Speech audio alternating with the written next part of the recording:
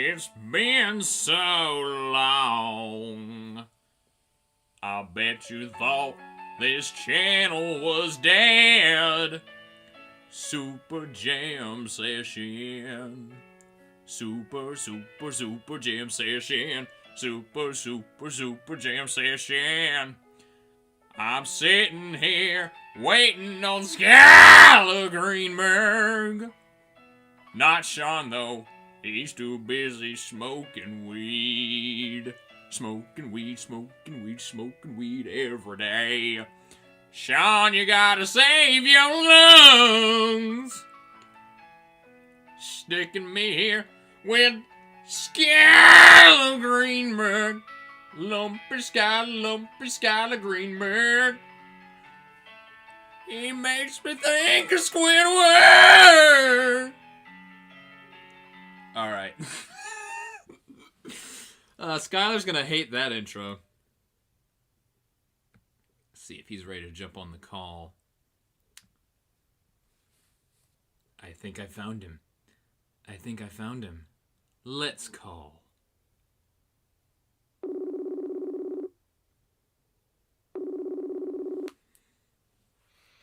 Are you there, mon frere?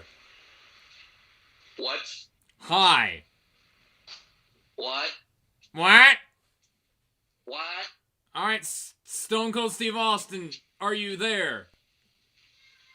Hell yeah. Was that a cat I just heard in the background? Yeah, that was Lucy not exactly liking that I'm taking her spot, but she can go fuck herself. Wow. Well, I literally closed the door so my cat couldn't get in, so we're just abusing our cats. Oh, please. It's not like you don't abuse everybody else in your life. That is true. I including myself whenever I see a mirror. That mirror said, he hate on me. He was looking at my fiance funny, so I thought I'd give it a Kinshasa. You know how long I was in the waiting room, by the way? With my knee just pouring blood? 4 hours. Close. 4.5 hours. Ha, I still get the by Price is Right rules. Price is Right rules come to save the day. So, by the way, I already started recording by the time that you joined the call, so you're going to hate the intro that I came up with, so... Yeah. He sounds so thrilled. Welcome, everyone, back to Super Jam Session. It's been a long time. And so long, in fact, that this channel was dead. So me and Skyler were like, hey, let's both grab those paddles, rub them together a little bit, go, clear! And now we're back. Isn't that right, Skyler? Huh?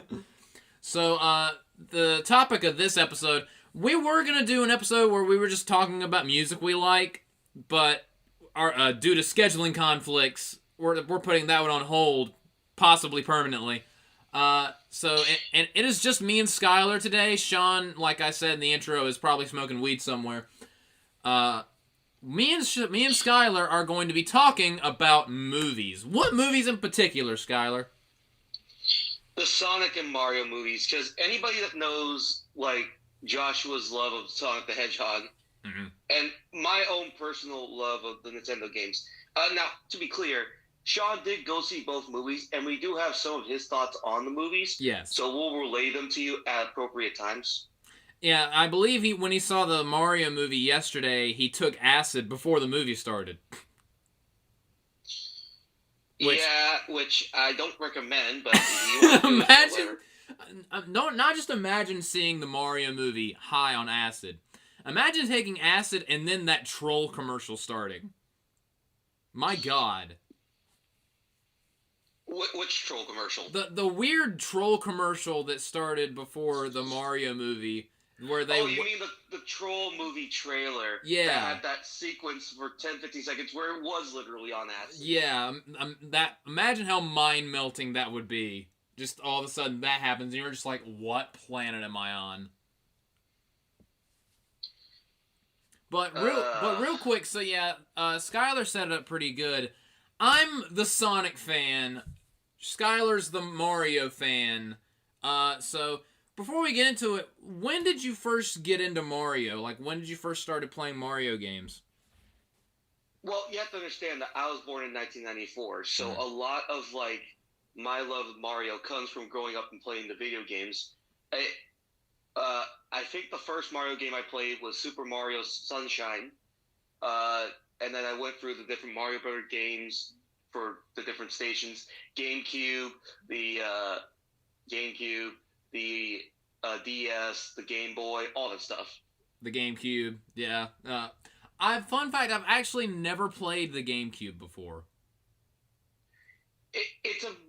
It's a really good system ahead of its time. Yeah. It's just very limited when you look back on it. I had a PS2, so I guess, like, because if you have, like, one console from one generation, you kind of don't need the other ones. Like, it kind of depends. Like, for example, I started out with the original PlayStation, and I had and a friend of mine had the GameCube. So we'd go over to each other's house and play the games that we had. Yeah. Have you ever played a Sonic game before? Okay. I don't know what game it was, but there was a Sonic the Hedgehog game that was for the Game Boy Advance. Yeah. Was it a fighting game, or was it a side-scrolling platformer? Side-scrolling platformer. You could play as Sonic, Kree the Rabbit, Tails, and Knuckles. That Sonic Advance 3, I have that one. And my computer agrees. My computer agrees. Yeah, it was Sonic Advance 3 for the Game Boy Advance, which, by the way, that game was, like, the most broken thing, because as Kree the Rabbit, all you had to do was just throw the mini marshmallow, and you win the game. That's Cheese the Chow. Yeah, that game is pretty broken. It was fun, though. I could never beat it because the last couple levels in the game are so freaking difficult. As for me... It was the easiest game because, again, as Kree, you just had to throw the marshmallow and dodge the attacks, and it was pretty easy. But as for me, I've only played like a couple Mario games. I've played some of the side-scrolling ones. I know what Mario Sunshine looks like because, you know, I'm a fan of Game Grumps, and they played that game. As far as I'm not sure which one. I think it was one of the Super Mario ones. I think it was the one where you're Yoshi trying to catch baby Mario who's crying, and it's really annoying. That'd be the Baby Mario story games. Yeah, I played that one like once, and I think there was another one I played. I just can't remember, but. Again, right, everyone... and then, of course, I've always done the Mario and Sonic at the Olympic Games. I've done Super Smash Brothers and played as both Mario and Sonic. So, and then Mario Kart and other stuff. And Sonic Kart, which was also a weird thing. Mm-hmm. Have you ever played any platformers outside of Mario? I guess you probably played Legend of Zelda. I was not a Legend of Zelda guy. That just wasn't my thing. Honestly, me either. I think I played Ocarina of Time for like 5 minutes at my grandma's house like once. For me, the games when I was growing up was Mario. It was a lot of Pokemon games because I was really into Pokemon. Mm-hmm. And a couple of others. Like, again, when I had the original PlayStation, the game I had was Need for Speed Most Wanted. And I played the crap out of that game. Me and my dad have Need for Speed Hot Pursuit 2, and we played that all the time.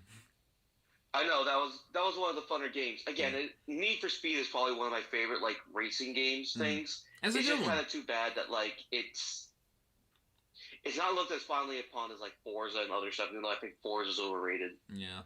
I love Burnout Paradise City, and the Burnout Rampage, I think it was before that one. Those are fun. I love the one where you can, the mode where you can just crash around in your car and destroy everything. That was fun. But now, question for you, Joshua: have you played every Sonic game that exists? No, I have not, because there's a shit ton, and like I've played Sonic 1 through 3. Sonic 2 is a phenomenal game. I think Sonic 3 and Knuckles is kind of overrated. I've played Sonic 3D Blast, which is not anywhere near as bad as people say it is. The first Sonic game I ever played was Sonic Heroes because my parents got it for my birthday one year. And I just immediately got sucked into it. I was like, this is awesome. I want to play more. Sonic 06 is probably the worst video game ever made. That's the one where Sonic kisses a human person and goes supersonic. I mean, that kind of falls in line with his character. I'm not gonna lie. Well, he was kind of dead, so it's also kind of necrophilia. But Sonic Team was on some weird shit back when that game was being made. But the point with that particular question is that I also have not played all the Mario games. Like, I know of Paper Mario. I haven't played that one. Yeah. I know of Bowser's Inside Story. I played that one a little bit, but I haven't played a lot of it. So I want to kind of be very clear in that we played a lot of the games, Mario and Sonic, but we haven't played all of them. Yeah. And also, I'm sure there are probably references in both movies that we're going to miss. But it is what it is. And also, just real quick, other platformer games that I've played out. Have you ever played Crash Bandicoot? That's another one that I like. I played the Crash Bandicoot mini games, and I played a little bit of the Spyro games, but I just couldn't get into them. And another one, this one's more niche, that was kind of popular when his games came out, but then he just kind of died in popularity. Have you ever played Ty the Tasmanian Tiger? No. I love Ty the Tasmanian Tiger. He only had like 4 games, and one was a 2D side-scrolling remaster of the first one. Ty is underrated. Go look him up. He's fun. And I've played like a teeny bit of Sly Cooper, and that's about it. So, which movie do you want to talk about first, Skyler? I feel like because they are the movies that came out first, we should talk about the 2 Sonic movies. Oh boy. So, Sonic the Hedgehog won it, and Skyler actually had to borrow Sean's Paramount Plus subscription and watched both of them yesterday while I was in the hospital. Right. It was one of those things where, like, I didn't feel like paying for Paramount Plus, and here's the thing is that, Sean, you can use Peacock Plus Premium whenever you want to. Just let me know. I offered to, like, mail you my DVDs or, like, use my giant catapult in my yard to, like, launch you my DVDs. But Skyler was like, I'm too good for DVDs. Harump, harump. They were not going to arrive in time. With the catapult, maybe. Oh, from South Carolina to California. Yeah, oh, yeah. Right. Yeah, absolutely. I mean, it's Sonic the Hedgehog. It would get there fast. Now, here's a question I have for you. Obviously, they've made, like, the animated Sonic movies, right? Like, before this. Like, there was a Sonic TV series, and I've seen, like, brief glimpses of, correct? There's multiple. There's Sonic X, which is basically like a Sonic anime for kids. There's Sonic Prime, which just came out on Netflix, which is actually pretty... It's like Sonic into the Sonic-verse. It's kind of weird. I told you about this one. This one's real. Sonic Underground. It was like a 90s cartoon where Sonic and his brother and sister are descendant of royalty and are in a rock band. It's bizarre. It is very bizarre. And there's Sonic Boom, which is a 3D cartoon that I have not watched because I fucking hate Sonic Boom. It is a weird spin-off offshoot of the Sonic series, and I just think it sucks ass. Well, that's fair, but the point is that they've made a lot of, like, different, like, Sonic anime TV shows, and also, like, I'm sure there was an animated special movie hour thing here or there. Yeah, that was the first animated thing that Metal Sonic was in. And Knuckles had a hat for some reason. But they didn't start making... Because they were planning on this movie for a while. It's kind of like with the Mario Bros. Movie. They were planning on doing it for a while. Yeah, this movie was in development hell for a long time.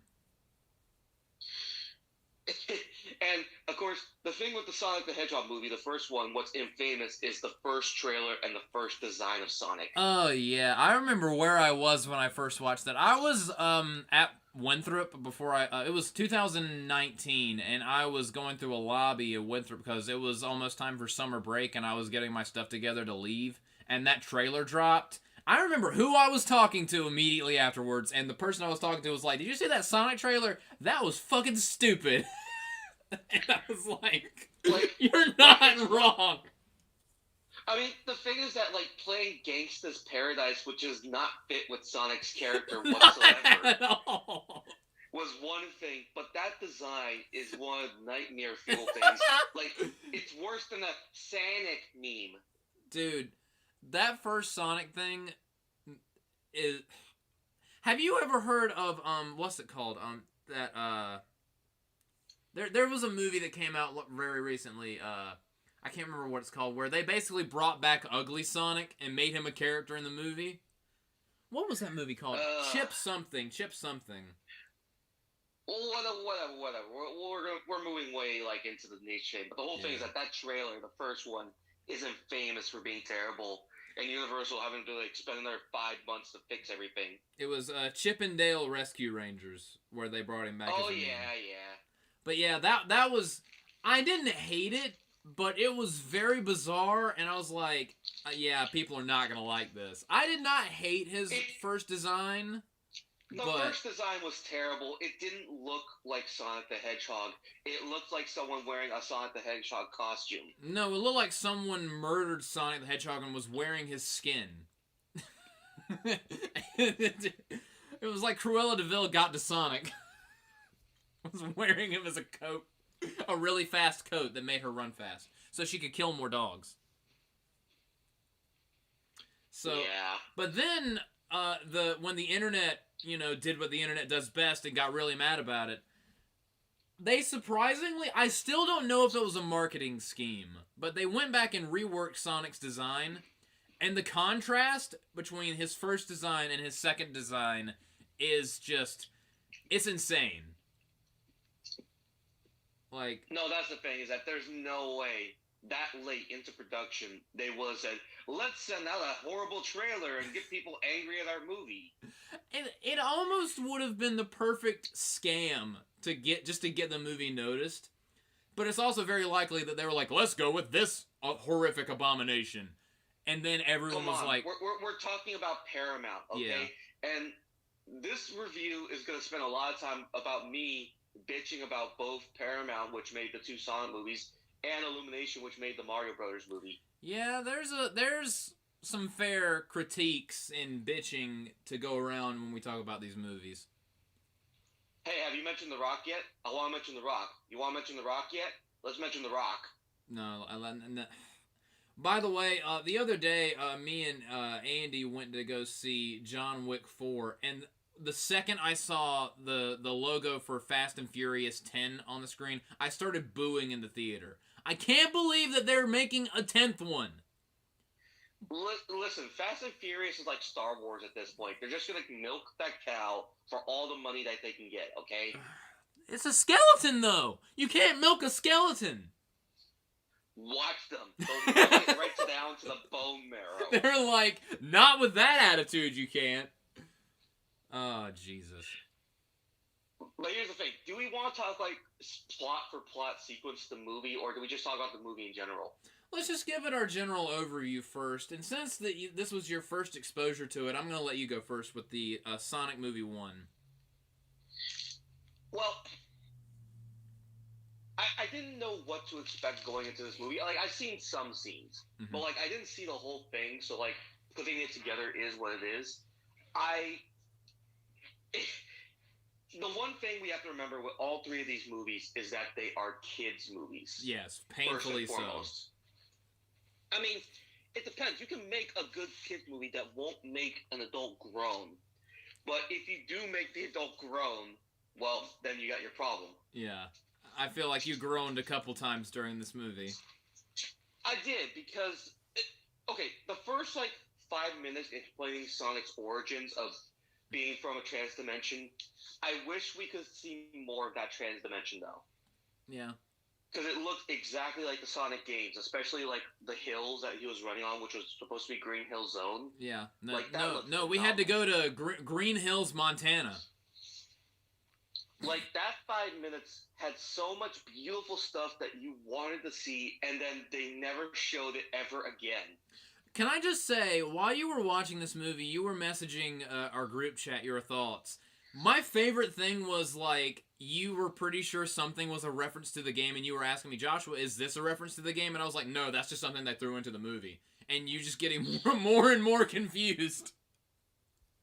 Right, because obviously, me not being a Sonic fan, I don't know what's a reference and what's something that they came up with in the movie.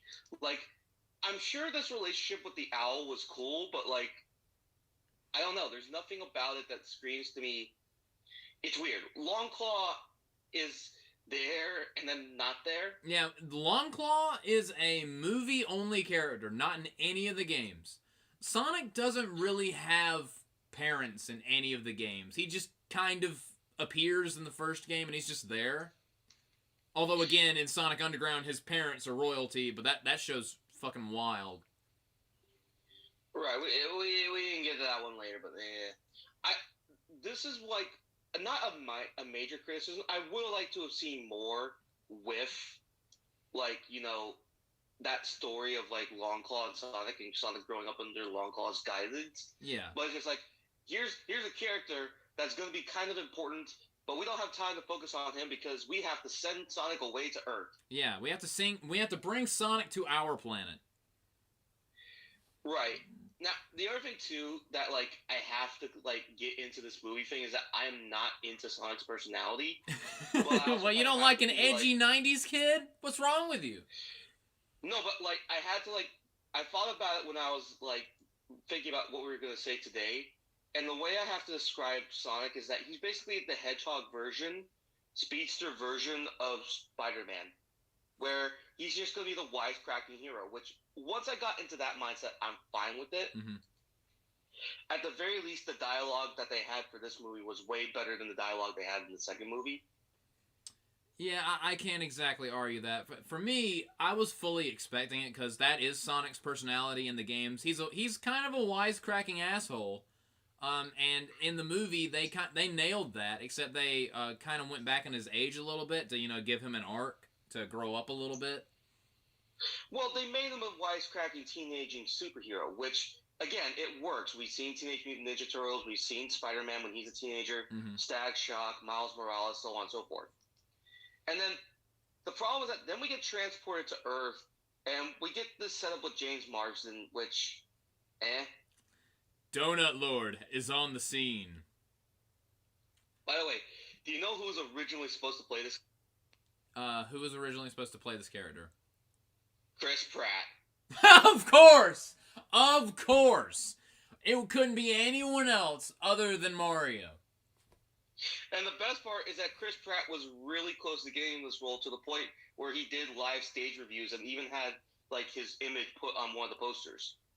I remember that. That weird times. But then he decided he wanted. In another universe, James Marsden plays Mario. Best friend of Sonic the Hedgehog. In a different universe, and Jack Black is Dr. Eggman. And Jim Carrey is Bowser. Oh, I want to see this alternate timeline so bad. Right. And the Sonic movie is 3D animated, and Mario is more live action. Right, but anyways, they do this whole thing where, like, Sonic, like, they show, like, him growing up and all the other stuff and just the way his life is in Earth. And then the ring thing that they set up, like, I had to ask you this because, like, it never becomes a plot point in either of the movies, but Sonic only has a limited number of rings, right?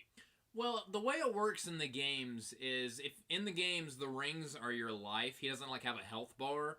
You get a certain number of rings, and you're fine. But if you get hit, you lose your rings. And if you get hit with 0 rings, you die. If you get 100 rings, you get an extra life. They couldn't really do that in the movie, because, you know, if Sonic gets hit once, he's dead. That wouldn't make much sense in the movie. So, and also, at the end of each stage in Sonic, you get to a goal ring, and that, like, teleports you to, like, the you've completed the mission, or whatever screen. So they kind of fused that and made it a method of transportation in the movies, which I actually really like. But the amount of rings he has in the movie isn't really important. It's more about, especially in the first movie, whether or not he has any rings on him on hand. And it's actually a plot point in the movie that he loses all of his rings and he has to go find his ring sack. Right. I just would like a defined version of he only has so many rings that he can use. It didn't become like a major plot point, but it just kind of like is whatever. Yeah. And then they do this whole thing where Sonic is introduced to the townspeople, and we learn who the townspeople are. One thing that I do appreciate about this movie is they saved the fish out of water thing for Knuckles in the second movie. I'm glad that in this, with the first Sonic movie, that's not like the whole thing of the movie, that he's just like, oh, Earth is weird, these are their customs. I like that he's kind of used to it. Well, he grew up there and learned the customs. Yeah. Just from observing the people. Yeah. Of course, they do the thing with the crazy person where they draw the Sonic When I first saw this in theaters in 2019, that popped me so hard. I mean, again, it made us self-aware of like, okay, they know what they're talking about. Yeah, that was proof right there that they at least know how to get to either the Sonic fans' greatest dreams or just most horrific nightmares. Yeah, but then they do all this again, introducing the characters, James Marsden and his wife. And then a blatant ad for Zillow. You want to know how this movie got funded, or how we were able to get the money to redesign Sonic? You can thank Zillow. Also, buy a house. And the Olive Garden. And absurd Olive Garden product placements. Right, which is whatever. Skyler, have you ever tried their never-ending pasta bowl? It never ends.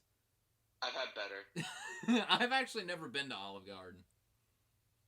It's very much a mid-Italian restaurant. That's not an Italian restaurant, but it is an Italian restaurant. This movie did not do its job in convincing me to go. It did not. Yeah. But then again, James Marsden, the subplot about him becoming an officer in San Francisco, I didn't care enough for it. Yeah, it was just giving him like a background thing, and it was to give a little seed for some conflict between him and Sonic for later on in the movie. Right, and then again, this whole thing is that this like first 20 minutes is used to introduce James Marsden and Sonic and the community of Green Hill, and like establish what Sonic is, which is that ultimately he's a teenager that wants friends, but because of who he is and what he is, he can't have friends. Yeah, and he's worried. So he's worried that because of his power, the reason why he was driven from his home in the first place, because the echidnas were trying to capture his power. He's worried about making connections with people because he doesn't want people to get hurt because of him. Right, and again, it's that whole thing where Sonic is so lonely to the point where he's watching a baseball game and then he goes out at night and plays baseball with himself. Yeah. And it's a really cool scene, but it's also a sad scene because then it has the emotional weight that Sonic is lonely to the point where he gets so sad that he starts running out of frustration and then blacks out the western United States. Yeah, but does a coastal-wide blackout. So that's why my power went out that one time in 2019. Well, you're not on the West Coast. Wait, was that the West Coast or the East Coast? No, because it's Green Hills, Montana. Oh, yeah, you're right. Geometry is weird. I mean, unless you transport it to the East Coast and then blew up power to the East Coast. I don't know. I mean, you probably. But anyways, the point is that this is all a setup to the military coming in, which serves as an introduction for something that will happen in movie 2. Oh yes. But basically, the United States government is now on Sonic's trail. And they're like, we need to send the army. And they're like, no, we can't send the army. We need to send a specialist. He's a psychological tire fire. That line always makes me laugh. But this is also kind of the introduction for easily the best character in both movies. And easily the best actor, not just in both movies, but I think this person did better than anybody else did in the Mario movie. And it's Jim Carrey as Dr. Robotnik. Jim Carrey was born to play Dr. Robotnik. He is so amazing in these movies. He's absolutely insane and just absurd, but it's perfect. And the best part, again, is that he said that he modeled Robotnik a little bit after his performance of the Riddler in the Batman Begins movies. I can kind of tell. Again, it's that insane maniacal genius that believes in his hype so much that he can do whatever he wants. I'm glad, though, that in his first appearance, they didn't have him do the full Robotnik costume and look. Well, he's got to evolve into that because, Skyler, it's evolution! It's evolution! Well, I mean, here's the thing, is Joshua, are you in charge here? No, I am not. I am not in charge here. I'm in charge. I'm in charge. Me. It's me. Who are you again? Captain. Nobody cares. Captain. Nobody cares. Yeah. So many quotable lines from that movie. From Dr. Eggman in the movie. So many quotable lines from Jim Carrey, and again, like he's only on screen for 2 minutes at this point, but that 2 minutes introduces his character and pretty much makes him the best part of this movie. Yeah. And says, "Okay, you're in for a treat whenever this guy's gonna be on screen." Oh yeah, he's so, Jim. There's a reason why Jim Carrey is my favorite actor, and he's Sean's favorite actor too. Just Jim Carrey is one of a kind, and if he's not gonna be in Sonic 3, I'm sad. But I mean, if he wants to retire, then that's his call. Well, he did say that he's open to coming back as long as the script that is given to him is gold. Well, if it's the same people writing it, then I don't see a problem with that. Except that it wasn't the same people writing it. Most of Jim Carrey's lines, according to Jim Carrey, was improvisation, which you can definitely tell because he got into it. Oh, yeah. But the other thing, too, is that what was your feeling about the robots that Jim Carrey had, and how close are they to the ones that Robotnik uses in the actual games? Well, Robotnik uses a wide variety of robots throughout the games. Like, in the first couple games, they kind of look like bugs, like ladybugs. There was one that was on, like, a unicycle, Motobug. And then as the games went on, they got progressively more and more advanced and complex. Like, my favorite of the Eggman robots were the Egg Pawns, the orange, like, foot soldier robots introduced in Sonic Heroes.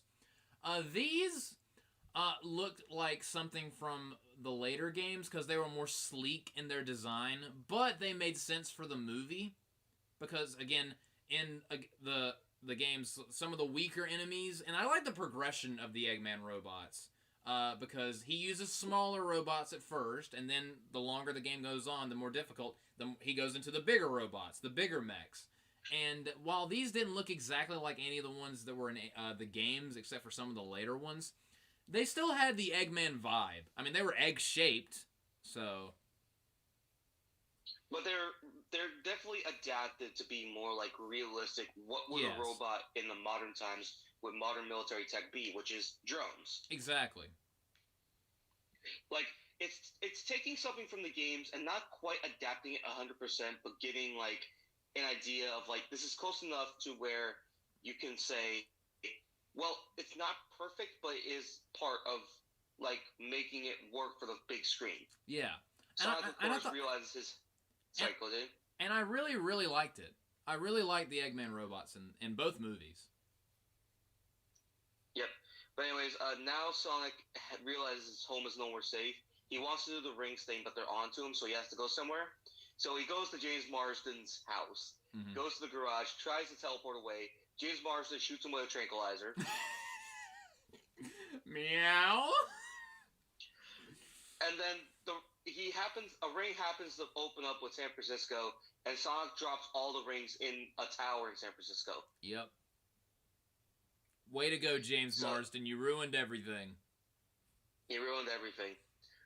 Of course, now Sonic is tranquilized. He's kind of stuck, and James Marsden has to help him.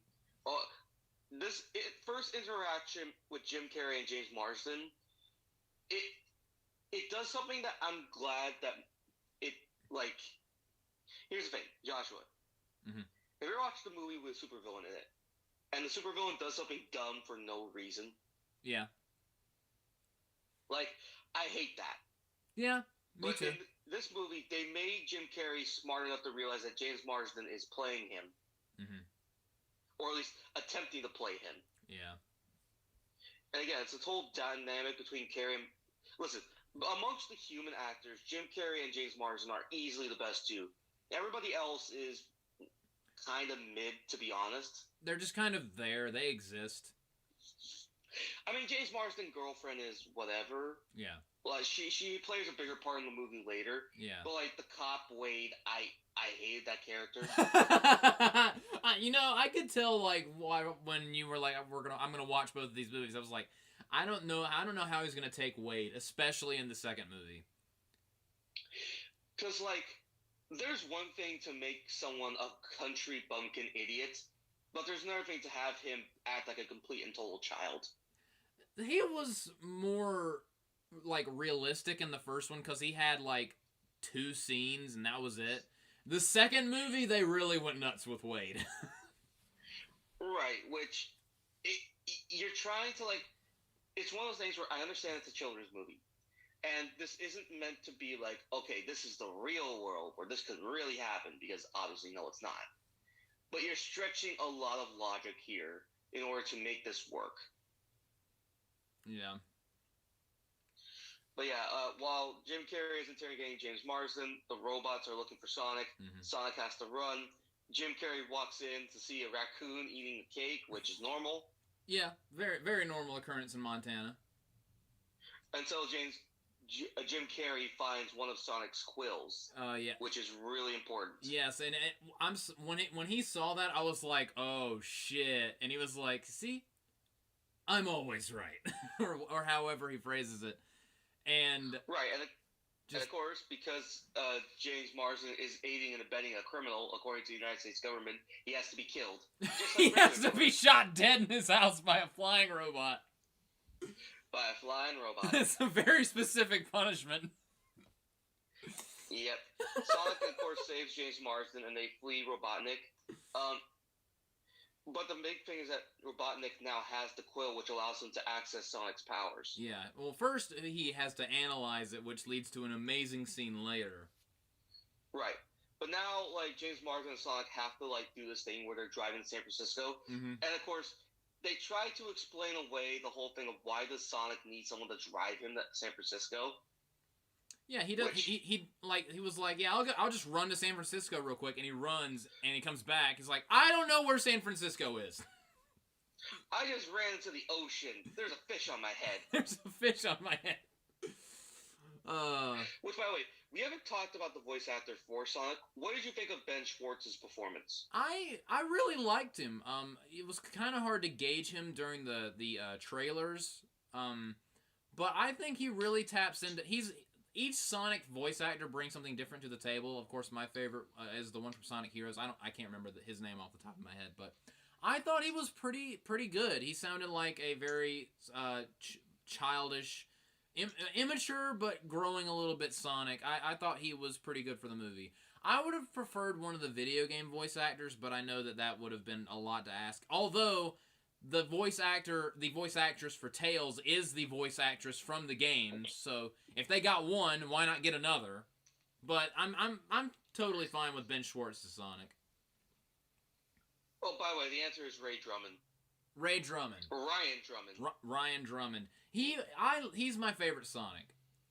He was Sonic for a good while. Right. And again, like, Ryan Drummond is the original voice actor for Sonic from 1998 to 2004. Mm-hmm. So he was part of the best movies about it. Yeah, and honestly, that is the Sonic that I grew up with, because, again, my first Sonic game was Sonic Heroes, and he was Sonic until they changed his voice in 2010 when they did Sonic Colors for the Wii. That was when the newer guy first came in. Well, he retired in 2004 from doing Sonic. Yeah. Because he did Sonic Advance 2, Sonic Adventure 2, Sonic Heroes, Sonic Advance 3, mm-hmm. Sega Superstars, all that other stuff. Yeah. And he's always been and he will always be my Sonic, so it's always going to be a little hard to have someone else take the reins. But again, I think Ben Schwartz did a good job. Right. Robotnik basically interrogates Wade, which leads to a phone call with Marsden and Jim Carrey. Again, when Jim Carrey is on screen, when James Marsden are on screen together, it's hilarious. They have a good dynamic. Right. It's overconfident bully versus not necessarily like dumb hero, but like hero who can whip back. Yeah. And you can tell that Dr. Robotnik's like, you're not supposed to be this smart. You're supposed to be dumb. And that's honestly what makes their interactions so good, because James Marsden's like, I'm not as dumb as you think I am. Right. And you have to know that James Marsden was trying his damnedest not to be overstaged by another CGI furry. Yeah, that is kind of his thing. He's like, I like being in movies where I'm the second to an animated CGI character with fur.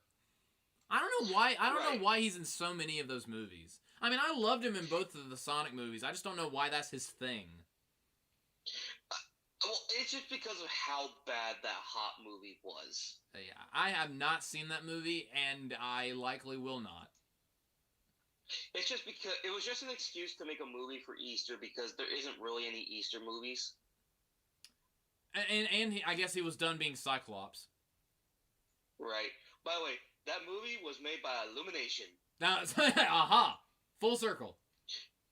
Well, we'll get to the Illumination part later because we'll get to that later. And then they had the bar scene, which okay. This was kind of where like I started to get really annoyed by Sonic. He just starts a bar fight for no reason. Well, to be fair, he didn't start it. Those motorcycle, we don't like hipsters, assholes, they kind of started it. He did not help the situation. Right. It's just one of those things where, like, Sonic is, like, trying to do bucket list stuff, and, like, I get that.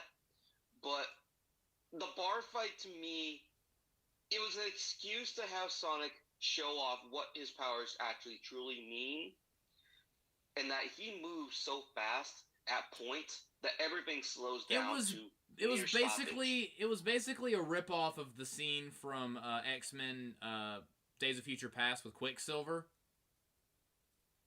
Yeah, but again, done in a comedy way. Yeah. And honestly, I loved it. And my favorite part, though, is when he tries to smash the bottle on that dude's head and it doesn't break. And he's like, this is supposed to work. And he does it really fast. He's like dribbling it.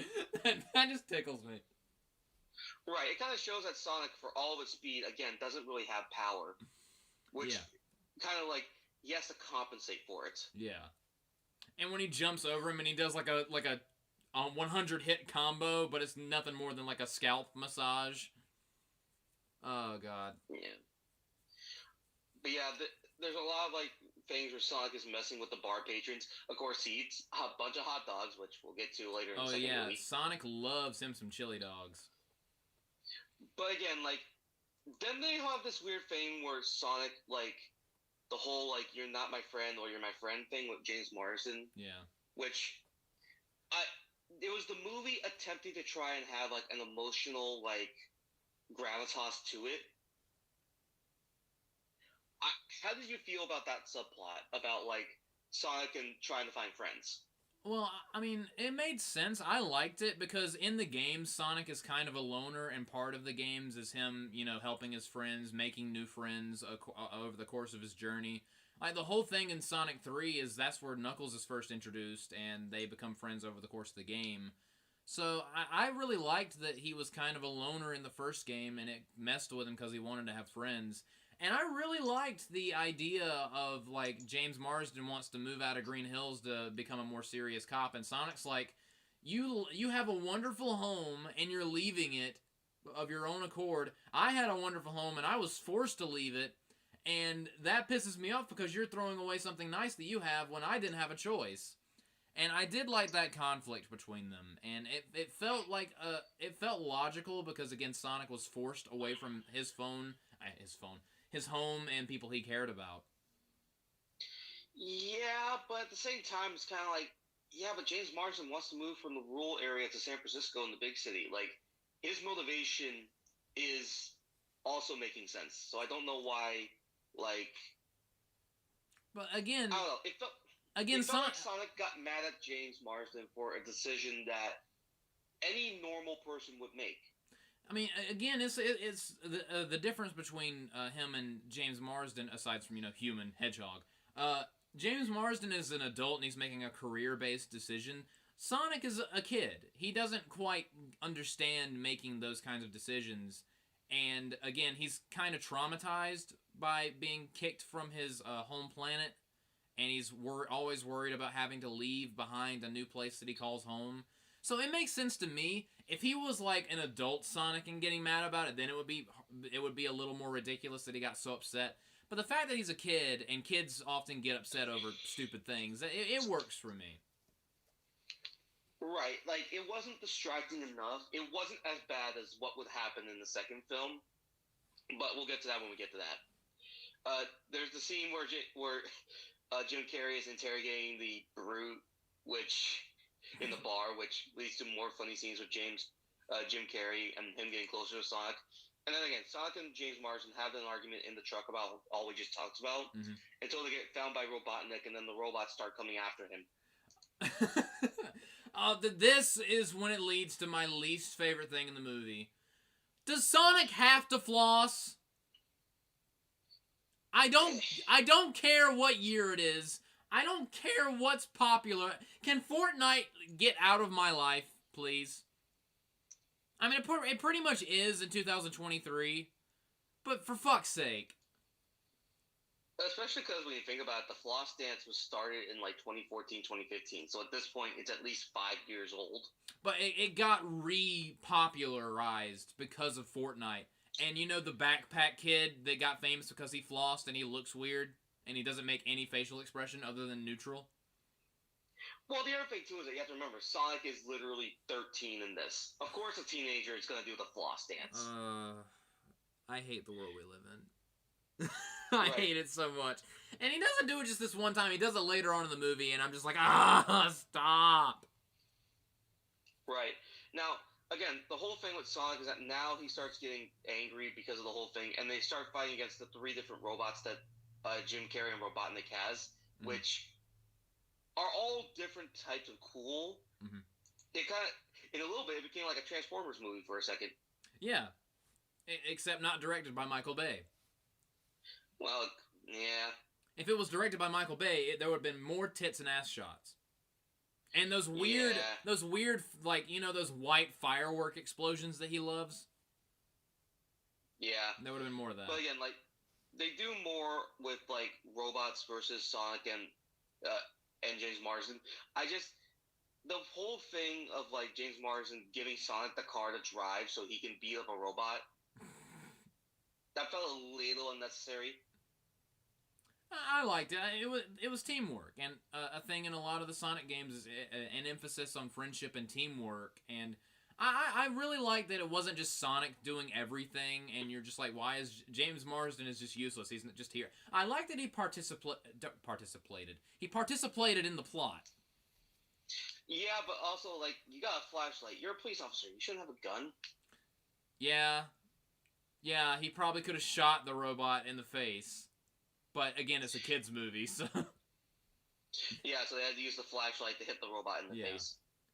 Yeah, that's right, kids. Guns don't exist. Unless you go to school. Yeah. And then they have the mini robot thing, which Sonic makes fun of until there's a bomb on his hand, and then he gets blown up. Yeah. And then we go to his girlfriend. I think her name is Maddie. We go to Maddie's sister's house, and we meet Skyler's favorite character, Maddie's sister. And she is the star of the second movie. So we get Rachel, who is every annoying, angry black woman stereotype. Yep. Like, why are you telling your own sister that she should divorce the man that she likes because reasons? But isn't it obvious? I mean, they can't spell it out in the movie, but it's because he's white. We can't marry those whites. I don't think that was the information. Thank you for going to casual racism. Not casual anymore. It's over now. Which also, the other thing too, like, to keep in mind is that, like, if you're telling your black sister that she shouldn't date the white cop, well, actually, no, now I think about it. Wow. I think about it in a second. Now that you think about it, it makes more sense. Read between the lines. Right. But then we get arguably the funniest scene in the whole movie, which is Tunes of Anarchy and Jim Carrey just going off. Oh, yes. Where evil grows. That scene. Right. Right. Robotnik is analyzing the quill, and while he's doing it, is just listening to music and dancing and playing around. Mm-hmm. Again, it's like, the sophisticated mad genius just having fun. Yeah, I love Jim Carrey's Robotnik. Shit like this is so just amazing. And when the power went out in his truck because he plugged the quill into it, he went over with that match to turn his thing back on. Did you notice the little sticker that said Badniks?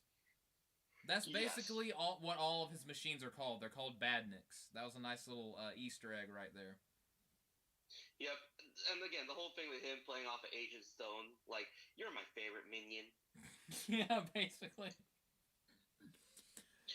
But yeah, they do the whole thing where Sonic is injured, and then, like, they revive him with the smelling salts. They tie up Rachel in the chair, which, Yeah, the white cop gets to tie up the black person. Oh, I'm sure the sister did too, so, like, we don't have to imply that racism any further.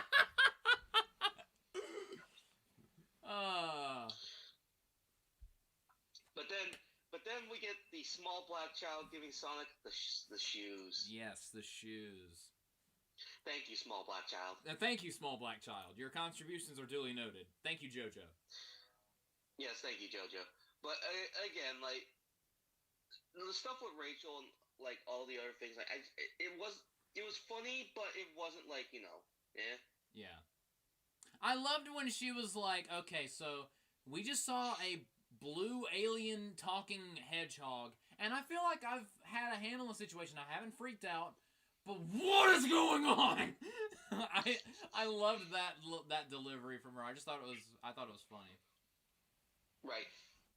They of course are now in San Francisco, and they have to climb the Kaiser Tower, which is a real tower in San Francisco. Yeah. And we get the scene of them trying to smuggle Sonic in there in a bag, and he's like, I can't breathe in here, and they're like, Did you put your child in that bag? And he's like, oh no, it's not my child. And then everyone's like, what the fuck? It was cringe. It made me laugh. I have a thing for that kind of humor. It's not for everybody. It's not the funniest thing, but I just thought it was funny. Right. Now, I will say that, like, depending on the shot, Sonic and the animation for Sonic, the CGI, sometimes it looks good, sometimes it looks bad. There are some shots where you can tell that they edited around, where they removed the bad Sonic model and replaced him with the model that looks like Sonic. Because James Marsden is looking, like, up at the taller, horrific first version of Sonic. He's not quite making eye contact with Sonic, because the second design of Sonic is shorter than the first one. Yeah, again, it's also like they had to do a lot of, like, work going around Sonic. Yeah. The budget for this movie is $85 to $90 million. They could have done a little bit more, honestly. I think it's more that they had to scramble and retool everything. Which, I mean, the parts where the CGI isn't that great, I kind of forgive it, because they did have to rework the entire movie around a second design when they didn't know they were going to do that. Right. But it's also parts where, like, you have to be careful with, like, how... When Sonic is moving, it's fine. It's actually when he's standing still and he has to talk. If you look close enough, you can tell, like, yeah, as much as they're trying, Sonic does still look like a computer animated effect, which is whatever. Yeah, you're not wrong. But again, like, we have to go with this into, like, a service, like, detail. Like, we know this is a children's CGI movie. We know that, like, things are, things aren't gonna be perfect, but they're gonna have to be what they are in order to make this work. And then Robotnik, after this heartfelt moment with James Marsden and Maddie, I'm not even saying James Marsden's name, Tom. Yeah, Tom. The Donut Lord. Donut Lord and Pretzel Lady. Pretzel Lady. She was born without bones. Yep. And then Robotnik comes in his flight suit. Oh yes, the iconic suit. In his little pod. Not quite the iconic suit. Not quite the iconic suit. Stage 1 of the iconic suit. Right. The real iconic suit comes in part 2, which we'll get to in a second. But then they have this thing where Sonic, in slow motion, throws Donut Lord and Pretzel Lady off the building. Yeah, and then transports them to a farm, and they're like, Bess is about to give birth. Help us pull the cow out of this cow's vagina. Well, hold on. Before they do that, they go through this like battle sequence where Sonic has the rings and is being chased by Robotnik, and basically the chase goes from San Francisco to different places based on where he throws the rings. Yeah, he's trying to outmaneuver Eggman.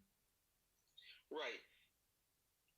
Which, the reason why Eggman is able to keep up is because he has a quill up from Sonic. He's able to keep up because he has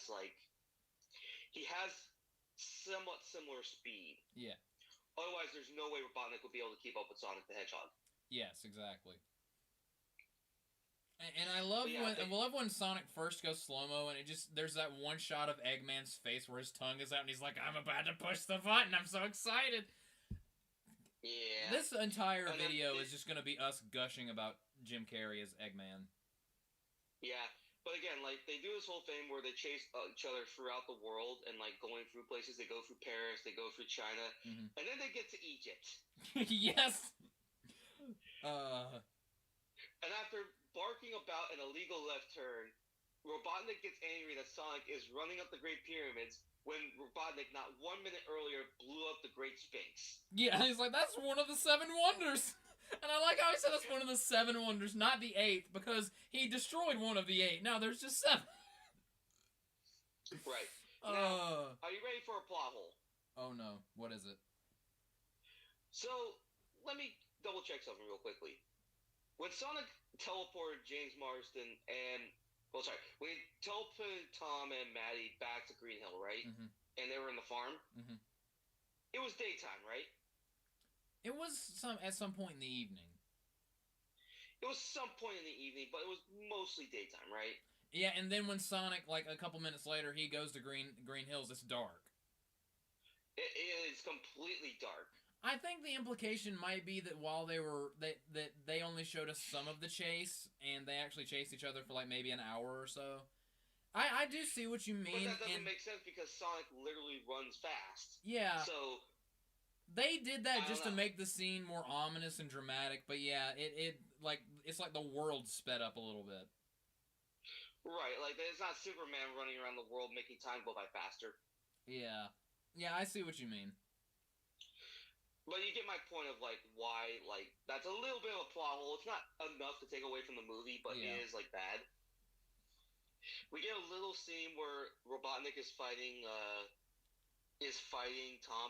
I actually like that Robotnik wins most of his physical fights. It doesn't just show that he's a genius, but also a capable fighter. Yeah. And then he was raised by that Native American tribe. Right, and then we get this whole thing of, like, friendship makes you powerful, and which, again, this was the part of the film where it's like, okay, so this is a Dragon Ball Z ripoff.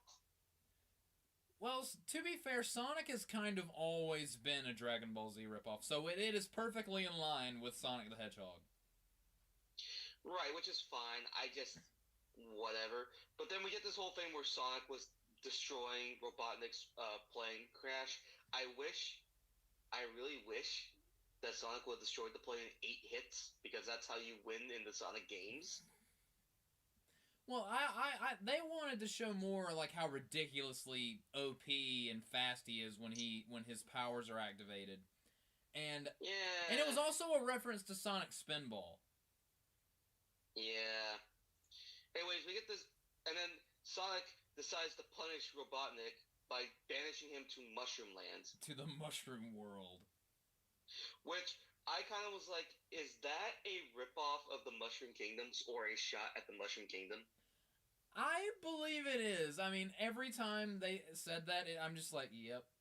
The Sega does when Nintendo don't.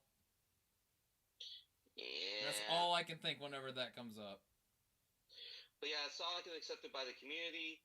They show the aftermath, which is the army comes to apologize and gives them a $50 gift card for the Olive Garden. Again, blatant product placement. What a reward for saving your town. Hey, go to Olive Garden. Sponsored by the U.S. government. Right, and then the final conclusion, which is that Sonic is going to live now with Tom and Maddie, which is nice, in Green Hill. And then the ending shot, of course, is that we get Robotnik now in the mushroom world, but looking like the actual Robotnik with the mustache and the bald head. Yeah, and totally not. My grasp on sanity remains intact. Not.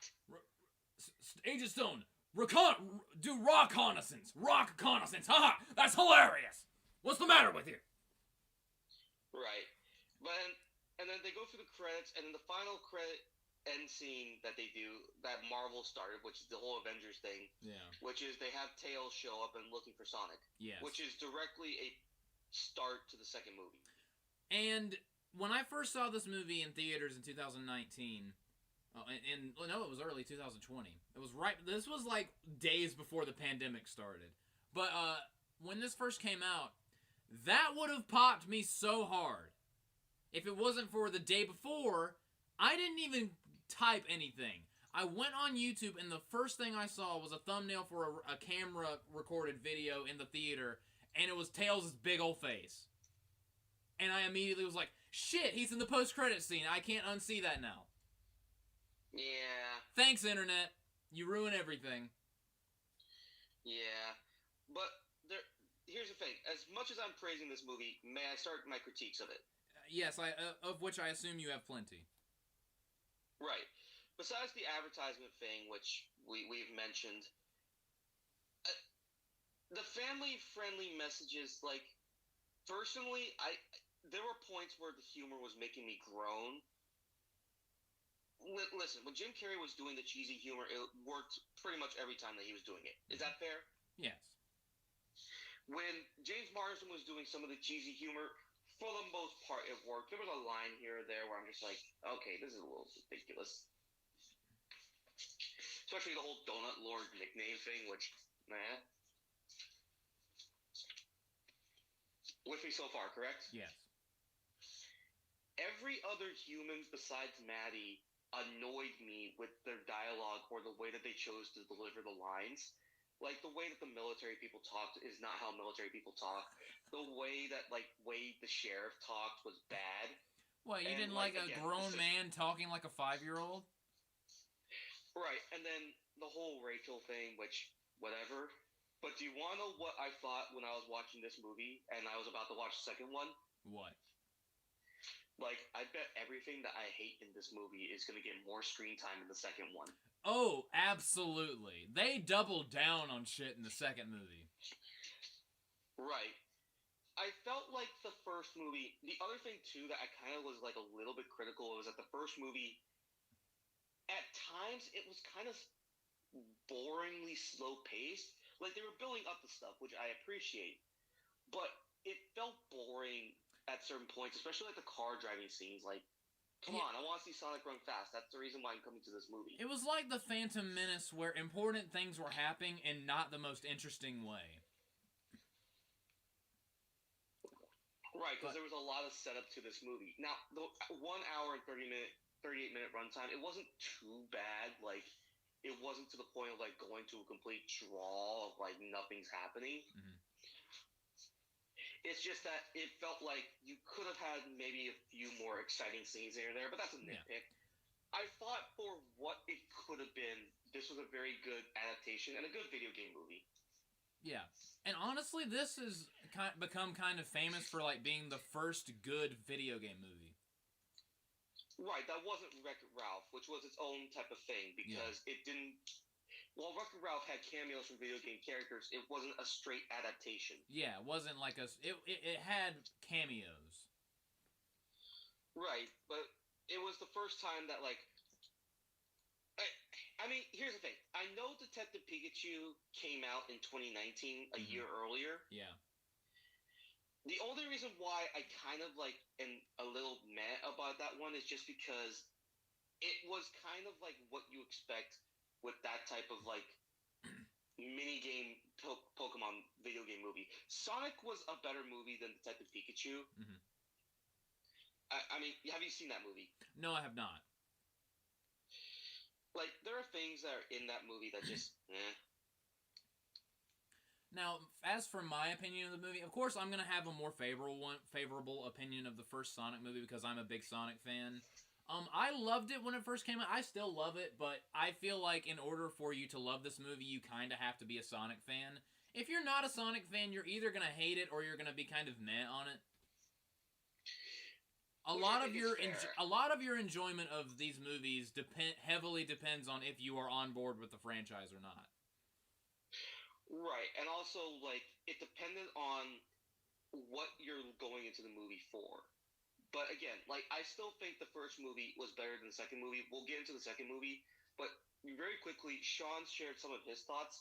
He is a Sonic fan just like you are. Mm-hmm. Maybe not to your extremeness, but he does like the Sonic games. Whatever do you mean?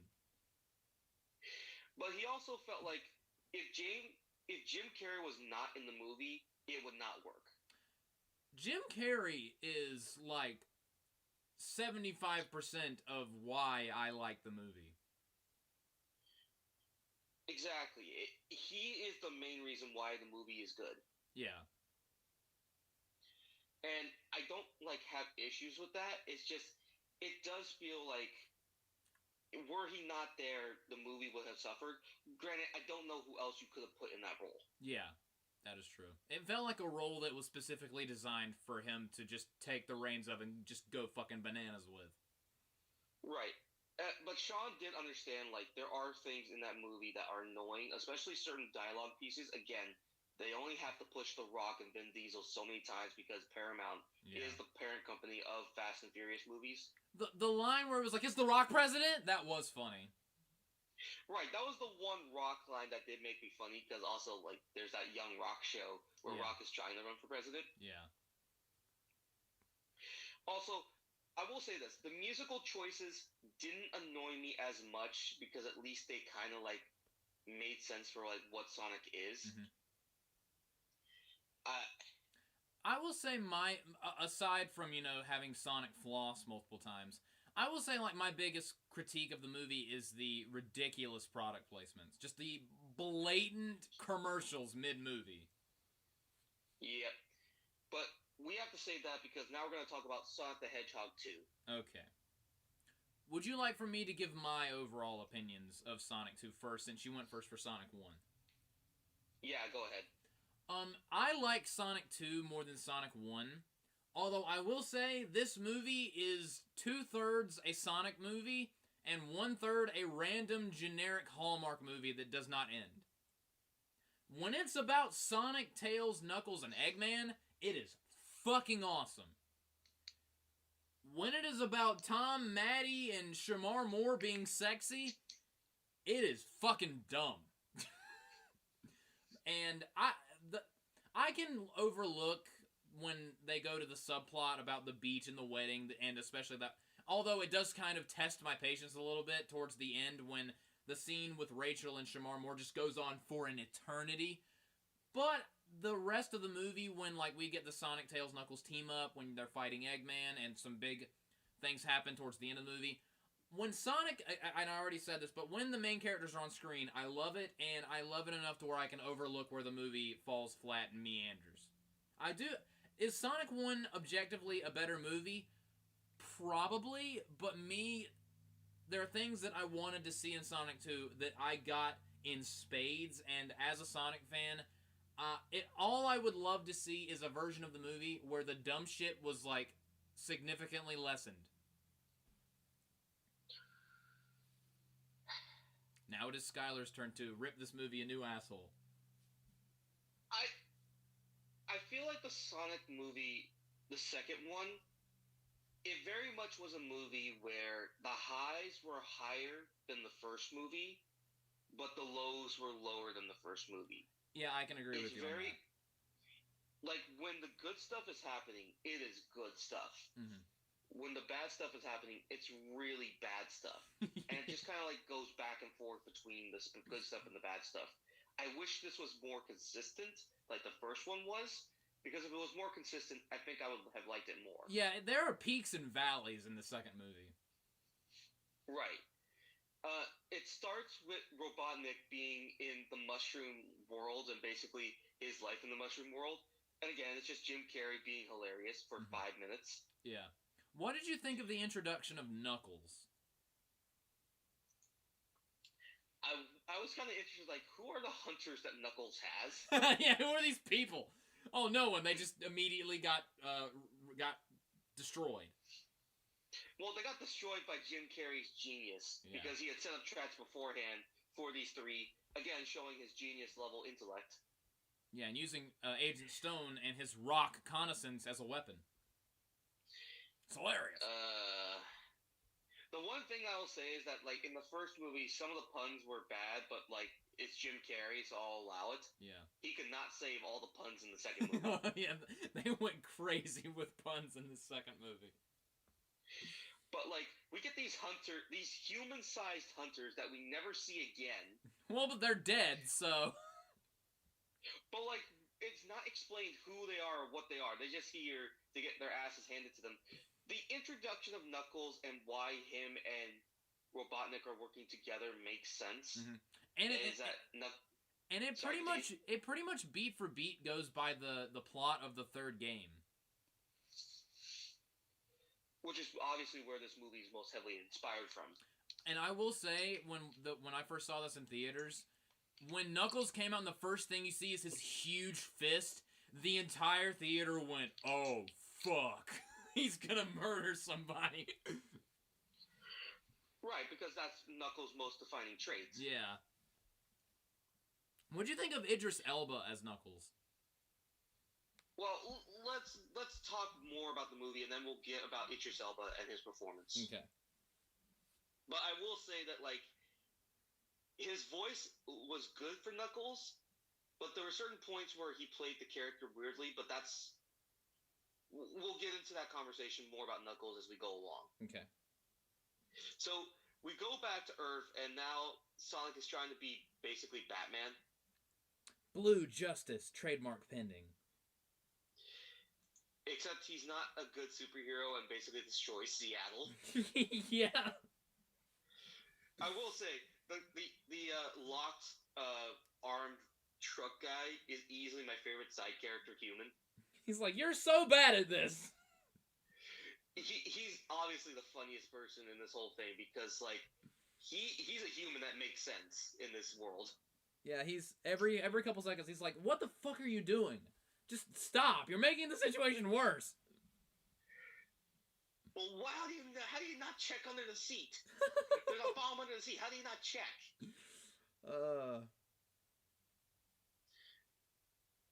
There's a bomb on the back of your head. Get it off. There's a bomb stuck to your quills. Sonic would be best friends with Peter from Guardians of the Galaxy. You know Peter Quill? You mean Chris Pratt Mario? Yeah, Chris Pratt Mario. Full circle, baby. But yeah, Sonic returns to Green Hills. Again, Wade says hi, and then Wade is like, the one good thing I like about Wade. Here's my question for you, Joshua. Okay. This whole thing with the movie, did it feel like they had this one scene in the rowboat with Sonic trying to get a life lesson from James Marsden? Like, that was the only thing that James Marsden did in this whole movie that was good, right? Well, he does that, and then he helps towards the end when they're fighting the Death Egg robot. But like, the rest of the movie, he does nothing. Right, and it's obviously, like, he gets shelved because of circumstances that are beyond his, like, reach. Yeah. But it's just, like, they had James Marsden in here to do that really Uncle Ben speech, and then he does nothing for the entire middle of the movie until the very end when they do a contrived, this is my family thing. Well, he plays volleyball with Shamar Moore and his jacked friends. We'll get to that when we get to that. But, like, the part of my criticism of the second movie is that it's all over the place in how it uses certain characters. Yeah, you're not wrong. You're not wrong.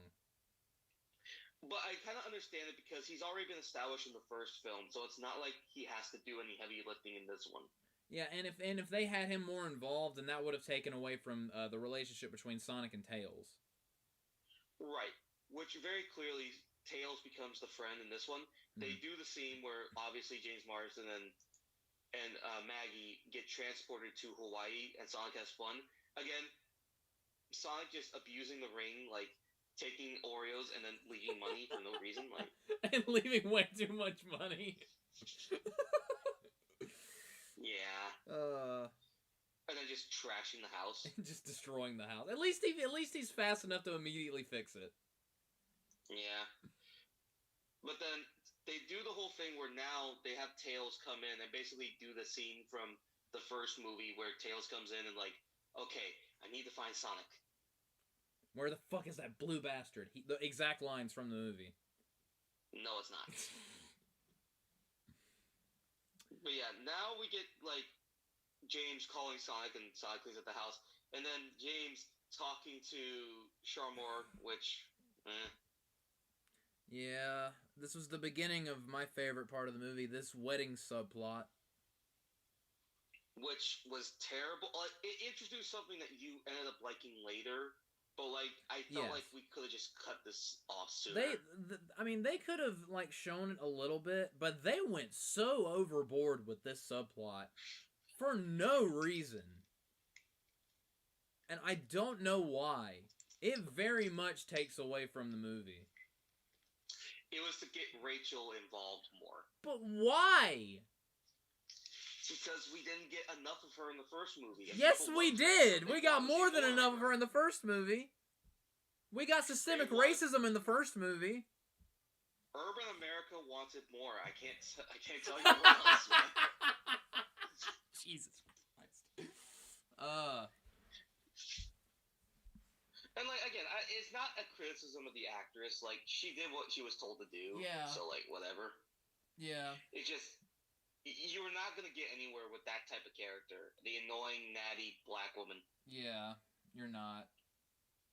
But then we get this introduction where Sonic is alone at home and gets attacked by both Robotnik and Knuckles, and we get the introduction of Knuckles' powers and how he's different compared to Sonic. Yes. Whereas Sonic is all speed and not much power, Knuckles is a fucking badass. Well, Knuckles is a tank specifically. He doesn't have Sonic speed, but he does have more power. When Sonic goes lightning fast and Knuckles just catches him and he's like, "Do I look like I need your power?" and just smacks the shit out of him. Well, except they didn't. They took that part away from the trailer and they gave him a different line. Yeah, they moved that line to I think an earlier scene, but still, it's still awesome when he They moved it to after he punched Sonic. When he punches him out of his ball form, and it just makes a huge explosion, and it sends Dr. Eggman's popcorn flying. I love that. I love that they made Knuckles a badass in this movie. Because one thing you asked me. Okay. Let's be clear. They made him a badass in this scene. Yes. Because there are things that happens with Knuckles later that kind of take away from this like first scene. Again, this is part of like the up and downness of the movie and certain characters. They established Knuckles as a badass here. Mm-hmm. And again, Idris Elba is at his best when Sonic is introduced to him and realizes he can't beat Knuckles because Knuckles is just too powerful. Mm-hmm. I will say this: they had Knuckles be played kind of like Drax in that he's so forward thinking, he's still stupid in certain ways. That, and he's very unfamiliar with, American culture, so he doesn't really understand a lot of what's going on. Which is kind of how he is in the games, except as the games went on, you asked me about this, is Knuckles supposed to be a dumbass? In the earlier games, no, he's just a strong dude. He's not the smartest, but he's not fucking stupid. They made him stupid in later games, and it really, really irritated the fan base. In Sonic Boom, he's basically mentally handicapped. Which, actually, to be honest, in many ways, is kind of like how this movie was. In the movie, he started out, like, being cool and being a badass, and then as the movie went along, he kept getting, he turned stupider. Well, I don't know if I would say that. It's just more of his unfamiliarity and his incredibly Drax-like forward-thinkingness was more exposed. I didn't feel like he got dumber as the movie went on. It's just he was put in more unfamiliar circumstance. Well, again, we'll get to other parts later as it goes along. Tails comes in with the cop car. And then we get the funniest scene for me with Jim Carrey in this one, where he's just on the cop car and he starts licking the windshield for no reason. Yeah, it's like, oh, he's rabid. Oh like, God. He's like doing a little like her dog thing and like licking the windshield. Like, oh, he doesn't have that thing cleaned. God. Dr. Eggman is a psycho in this movie, and it's great. Right. Again, we're now getting fully unhinged Robotnik. Yes, we are. So, question: I know Knuckles is supposed to be slower, but he can't run faster than a cop car. Yeah, I mean, he has some speed, but again, he's mostly just a powerhouse. I guess the question always just becomes, like, how fast can the characters each run? I know Sonic is the fastest, but, like, how fast is Tails and Knuckles in comparison to Sonic? In the games, they're usually, like, anywhere from, like, 1/3 to half as fast as he is. The best gauge I have for it is Sonic Heroes, where, in Sonic Heroes, you play as all three characters at the same time, and you switch between them. You have a speed formation where Sonic is at the front and you're just running as fast as you can. You have the power formation where you're playing as Knuckles and the speed is like halved. And then there's the flight formation where you play as Tails, and they get together like as a totem pole so we can fly them around, and they're like at 1/4 speed, so it's somewhere around half as fast as he is. Right.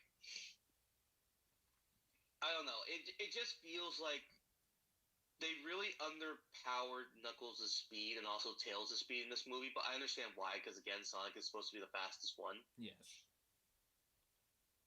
They do have this cool thing where now they go to, like, Agent Stone, who's just a coffee maker in Green Hill, which... Did you catch the name of the shop? What was the name of the shop? It was the Mean Bean Machine, which is a reference to a video game, Dr. Robotnik's Mean Bean Machine. That is a real video game. I'm sure it was.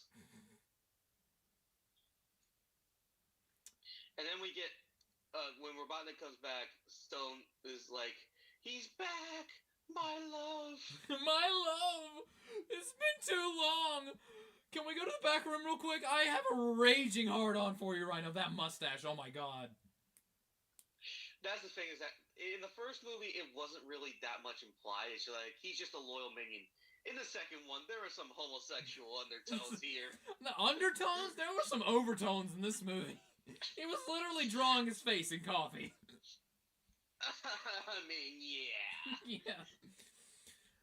Wow, Agent Stone is hard. I never would have seen that coming. Yeah, but then Agent Stone sends Robotnik his robots, and we get the upgraded suit. Oh yes, we do. Which is closer in line with the suit that Robotnik wears in these games. The only thing that's missing is for him to be morbidly obese. I think that's fine. They didn't have to make him obese. Like, he has to be functional. Yeah. And the only thing that was kind of missing was the gold clasp that I associate on Robotnik's, like, outfits. You mean those big golden nipples? No, I mean the button, not the nipples. Yeah, I miss those big golden nipples. But then we have Knuckles climbing the side of the cliff. You think that Robotnik's going to betray him, but no, he helps him out because Robotnik still needs Knuckles. I love the delivery of, "You will not deceive me, you will not defeat me with these weapons." Oh, they are stairs. But it kind of, like, put into your mind that you know Robotnik's going to betray Knuckles at some point. And this is where I think, like, Knuckles should have known ahead of time that Robotnik was going to betray him. To be fair, it very much plays out the same way in the game. So, in the game, Eggman does pull a fast one on Knuckles and betrays him, and Knuckles doesn't see it coming in the game. So, it may make Knuckles look stupid in the movie, but it is an adaptation. They are doing what they did in the game. Okay. And then Jim Carrey does flossing.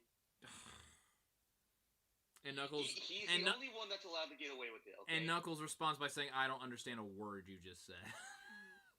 And, right. And honestly, I'm like, You know what? Same. I don't get it. This movie came out in what, 2022? Yeah. Well, at least Jim Carrey got his hand broken by Knuckles. Yeah, he deserved that. It was instant karma. Yeah. Although, speaking of Fortnite and how much I hate it, you know how I recently got into Attack on Titan, right? Yeah. Guess who they just made playable characters in Fortnite? Oh, Attack on Titans. Attack on Titan characters, because they know. Because they know how much I hate them. Yeah. Anyways, then we go back to Sonic and Tails being in Wade's garage. Yes.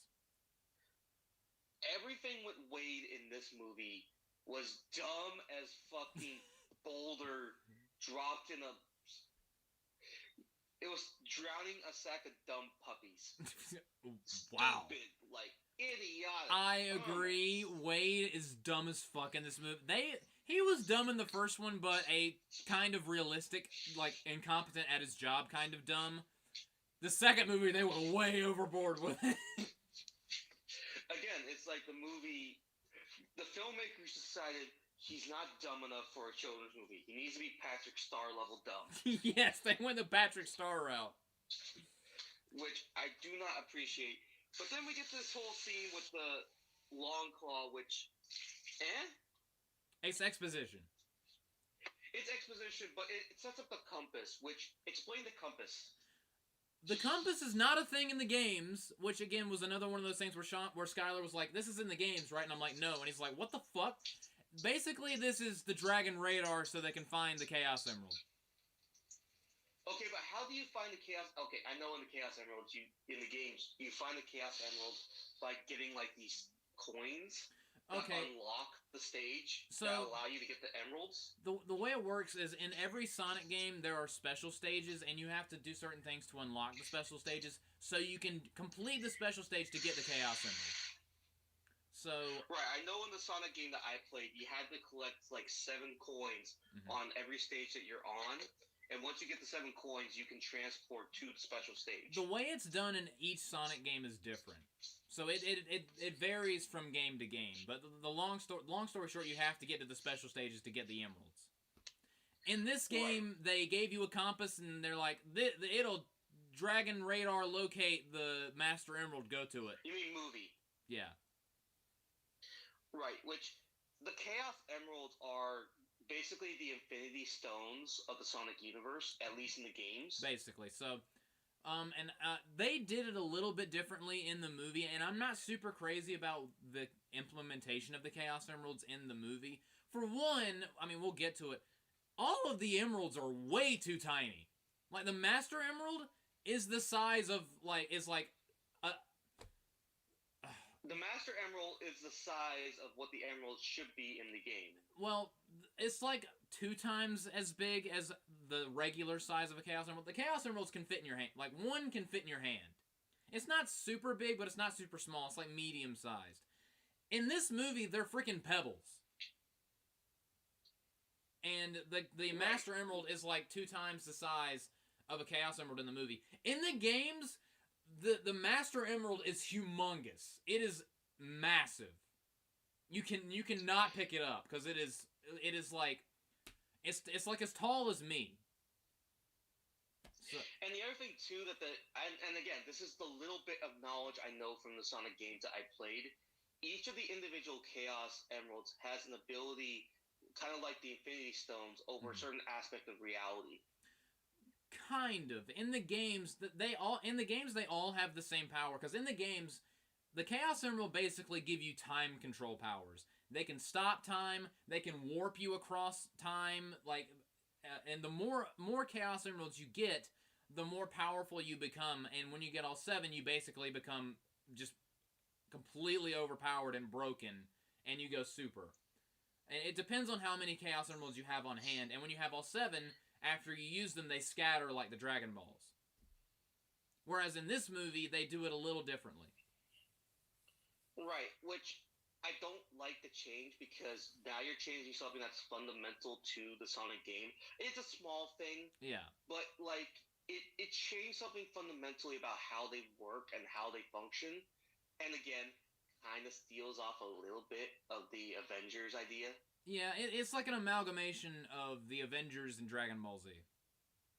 Right. But the reason why I'm doing this setup like complaint right now is that we get this whole thing with Longclaw and like the Obi-Wan Kenobi Force Ghost Jedi thing. Yeah. Which would have been fine if I'd known more about Longclaw other than the 2 minutes that we got from the first movie. Yeah. Again, if Longclaw was a character in the Sonic games, at least it would have made more sense. Yeah. Although I don't know which character from the Sonic games could have been that like spiritual guide for Sonic. There isn't one. There isn't one. There isn't one that's like that. But do you feel like Longclaw would... Okay, now we're going to go back to the games and revisionist history. If Longclaw was in the games as the spiritual guide, do you think it would have been good? I think it definitely could have worked. It definitely could have worked. Well, in particular, you probably could have Longclaw be like the tutorial person. Oh my god. The tutorial person that is in the Sonic games, you remember that little thing that Cream the Rabbit throws, that little chow named Cheese that was broken in Sonic Advance 3? Yeah. The guide in the games is a robot one called Omachow, and it is the most annoying piece of shit in the entire universe. So Longclaw should have been the tutorial guide. Because it has a loud, squeaky, obnoxious voice. It's always like, I'm Omachow! And you're in some of the games you can actually pick it up and beat the shit out of it, and that's exactly what people do because Omachow is infamously annoying. Right, and especially because like if you had an owl, because owls are supposed to be wisdom. Yeah, and owls are cool. But my mom loves owls. There are owls all over my house. But again, revisionist history going back to like what they could have done with Longclaw to make that scene where Longclaw is a Force Ghost Jedi thing mean more. Yeah. Like, I understand that Longclaw helped Sonic grow up for, like, the first 2 years of Sonic's life, but it didn't feel impactful because we barely saw any of it.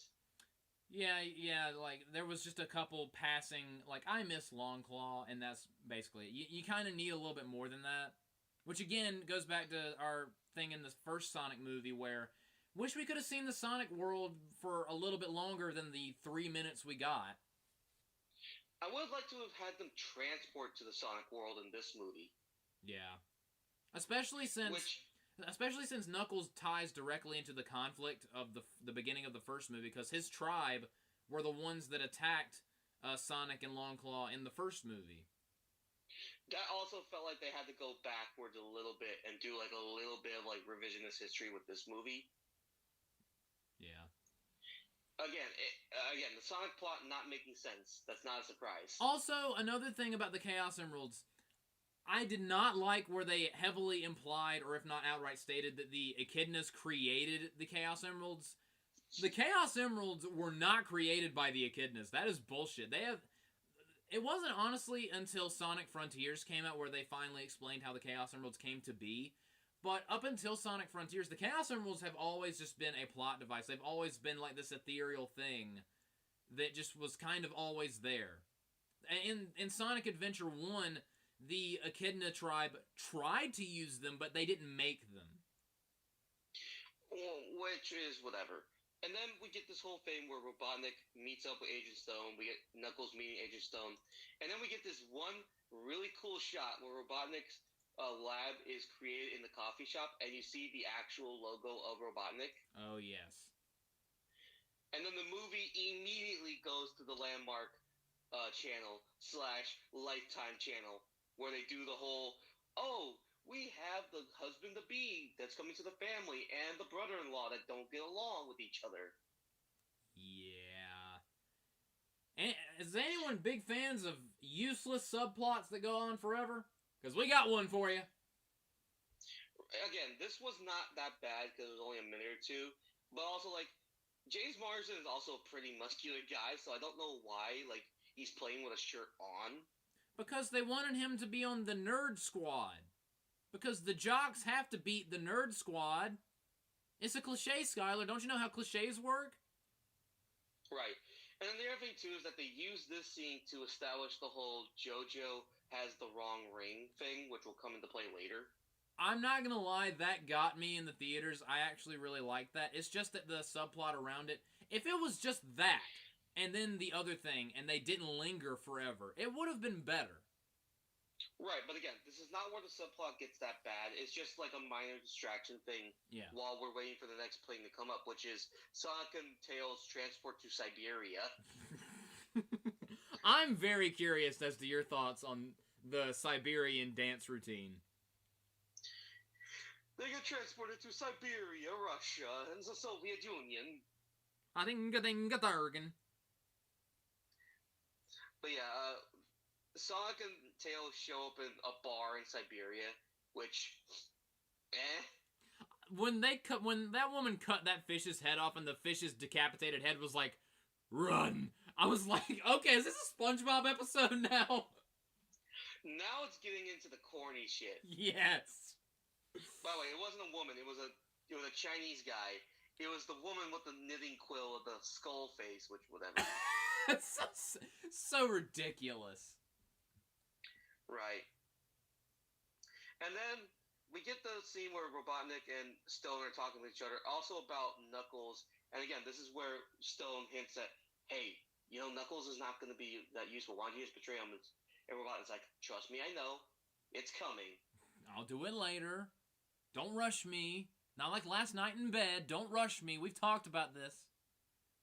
My only thing is that Robotnik and Stone are talking about this, and Knuckles is right standing behind them. But he's going dot, dot, dot, dot, dot, dot. He's distracted. I don't get it. Listen, I know Knuckles is not supposed to be smart. He's just supposed to be like a meathead or like a dumb blonde. But I know that he doesn't know like Earth conventions, but it felt like dumbing him down for the sake of dumbing him down. I can kind of see what you mean by that. I mean, it wouldn't be this bad until later on, which is where I get my real complaint with Knuckles. For right now, I understand it because, like, he doesn't understand what texting is. He doesn't understand what holograms is. Destroys the display screen. We have killed the tiny hedgehog. Now let's go after the real one. Again, it's the Drax straightforwardness part of it. Like, Metaphors won't go over my head. I would catch them. Yeah. But then we get this whole thing where Sonic and Tails basically insult the Russians by not eating their food. Yeah. And then they're also like thrown into the fire until they have to fight against the champion of the bar. In a dancing competition. Listen. We were talking about fever dreams earlier. It was one thing during the Seattle police chase scene when they did Run DMC, It's Tricky. It's another thing when they go to Bruno Mars, Uptown Funk. Like, what is this, karaoke night in a Siberian bar in Russia? Yes, exactly. You hit the nail on the head. This was, again, like, your mileage will vary depending on how much you take goofy humor. I personally didn't mind it. I thought it was weird and a random way to try to bond Sonic and Tails, but I didn't hate it. It wasn't the worst thing, just because there were other things on this movie that was worse. Yes. Like, again, it depended. Like, the goofy humor comedy shtick would work either with this one. It works with Sonic and Tails and Jim Carrey and Knuckles more than it does the regular humans. Yeah, that is true. Now, my one little complaint about CGI as we get into is the sequence where they have multiple Sonics and multiple Tails, it looks worse as it goes on. Yeah, you could kind of tell when more of them were on screen that it was like, okay, all right, we're kind of stretching our budget here. You're stretching the animation and, like, especially because the whole lighting of the scene with the lights in the bar, like, it makes it more like, okay, the CGI isn't as solid when it's just two people compared to when there's 10 flying around. Yeah. It wasn't bad. Like, I don't. Again, we have to stretch the limitations because we know that these are not real. Ultimately, I hate to tell it to you, Joshua, but this movie's fake. How could you? You mean there aren't blue hedgehogs that run fast? It's still real to me, damn it. It's still real to me, damn it. I like chili dogs. They make me fart really loud. Anyway, you continue. But yeah, I have problems with this just going off of, like, the CGI in certain parts looks worse just because they're trying to do a lot of things with it. Mm-hmm. Yeah, but again, hindsight's 2020. So they finally go to the temple in the mountains of Siberia, and they get the backstory on the emeralds, and they go to this really cool thing with the owl sculpture. They get the compass. Then Robotnik and Knuckles come. A fight breaks out because they all want the compass, and they're now chasing each other down a mountain that snow is coming around, and like in an avalanche. That was a level. They basically were like, we're gonna do the snowboard level from Sonic Adventure real quick. Right, and any other like snow level that has been in any of the Sonic games. Yeah. I will say this: this is probably my favorite action set piece in this entire movie. Like, the robots chasing Sonic and Sonic, like, fighting them off is really cool and really well done. My complaints about the animation in the bar scene where there were multiple Sonic or Tails completely changes because they upped their game here with all the lasers and missiles flying around and Sonic just going through them, being a badass and kicking every single robot's ass. Yeah. It is a very fun set piece. This is probably why, especially when Sonic gets on the one robot who destroys every other robot with the lasers. Like, this was, to me, my favorite, like, action moment. I know there are higher set pieces later on in the movie, which we'll talk about. Yes. But I liked the the choreographic nature of this one. Corey's graffiti was really good, really well painted on this one. Yep. And then we get Sonic and Knuckles, like, going back and forth on the snowboards. And again, Tails coming into play here. I don't know, what did you think about it? Come on, you talk for a minute. Okay, so honestly, I was really into it, and again, it felt like I felt like I was watching a live action version of Sonic Adventure, and I thought it was really, even though that's not my favorite Sonic game, I was enjoying it. And then Sonic and Knuckles got into talking. They could have had more screen time with this, trying to relate to each other, because they both, on that day where the echidnas attacked Longclaw, they both basically lost their homes. And they did hint at that. It's kind of funny that we go like, okay, we got this really cool action set piece. Sonic loses the rings, which is very important. Yeah. And then action, dialogue. Yes. And dialogue. Dialogue. Plot. Set piece. Plot. Exposition. Details. Film it. Do it. So, and they kind of have a close moment, and I do like that Tails, I think it was Tails tries to do something, or there was like an explosion, and Knuckles was like, "You lowered my defenses. You betrayed me, Sonic." And then Sonic was like, "No, it just happened. It wasn't my fault." And then Tails gets knocked out because Sonic was careless, and then and I really like how. Well, what happened is that Sonic tries to throw the compass to Tails, and Robotnik's like, "Yoink!" Yeah, missiles. Bye-bye, bitches. Dr. Robotnik, just out of, I don't know how it was possible for him to just sneak in on that little floating pod that he rides on, just to yoink that compass. But since it's Dr. Robotnik, you know what? I buy it. That was amazing. That was. And also because Sonic was distracted by the whole Knuckles thing, and Tails was distracted by Knuckles, nobody realized that Robotnik was coming in. Yeah, and then Tails gets knocked unconscious, like Sonic was in the first movie. And it was kind of Sonic's fault, and I liked that really changed Sonic's perspective. And he was like, wow, I really... Because it didn't bother him destroying Seattle earlier in the movie, being not the world's greatest superhero. But this, now there was a friend of his that he made, and now he feels like he was responsible for his friend getting hurt. I did like the character growth that this thrust upon Sonic, one of his friends getting injured. Yep. Unfortunately, this is where it leads into the second half of the movie, and the subplot comes back. Yeah, because then they start an avalanche, and they're riding away from it, and of course Eggman and Knuckles get away because they're on Eggman's flying little hovercraft. And Sonic is trying to, like, call Tom. He's like, hey, Tom, I know this is bad, but I need you to throw a ring so I can get to Hawaii, because it's just bad. And he shows him via FaceTime the avalanche, and Tom's like, oh, that looks bad. And he throws the ring, and nothing happens because that's the wedding ring. And the teleportation ring is the one that Shamar Moore has, and he's like, oh, shit. And everyone in the theater was like, oh, no.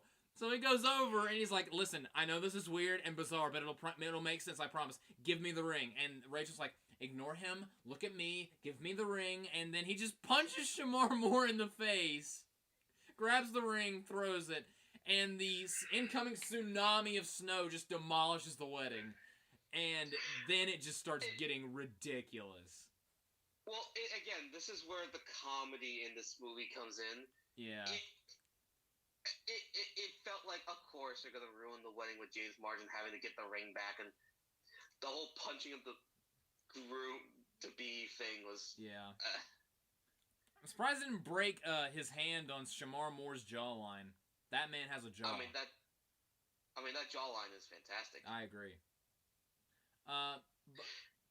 But I will say when the rest of the military shows up and the Olive Garden military guy shows up, when it's revealed that the whole thing was a setup, and it was like, what about the pastor? And he opens the Bible, and there's a freaking gun inside his Bible. That fucking killed me. Well, again, we get this whole thing where, like, Sonic is like, oh my god, Tails is hurt. What's going to happen? And then the military comes in. Yeah, because the military likes to ruin everything. Right, and it's just... and then the pastor shows the gun and then does the cross, like, you're a fake pastor. Yeah. Yeah. And then Rachel was like, what about the person that waxed my... You know, and everyone's just like, okay, all right, this bit's gone on for too long. I don't need to know about that. And then we get angry black woman. Yeah, we get more of that. The military starts arresting people, and then we get, like, why is the military here? And, like, we started a task force, and the task force is known as... the Guardian Units of Nations, or GUN. When I first heard that in the movie theater, I almost jumped out of my seat, because if you're a huge Sonic fan, you hear GUN, you know exactly what's coming next. Because it's one of those things where, depending on your connectedness with the franchise, certain words and phrases equal big things to come. And that, right then, I clenched my seat, and Andy looked at me, because Andy was there in the movie theater with me. She was like, what? And I was like, oh my god, they're doing Shadow the Hedgehog. Although that is to come later on. That is to come later on. Now here's my question.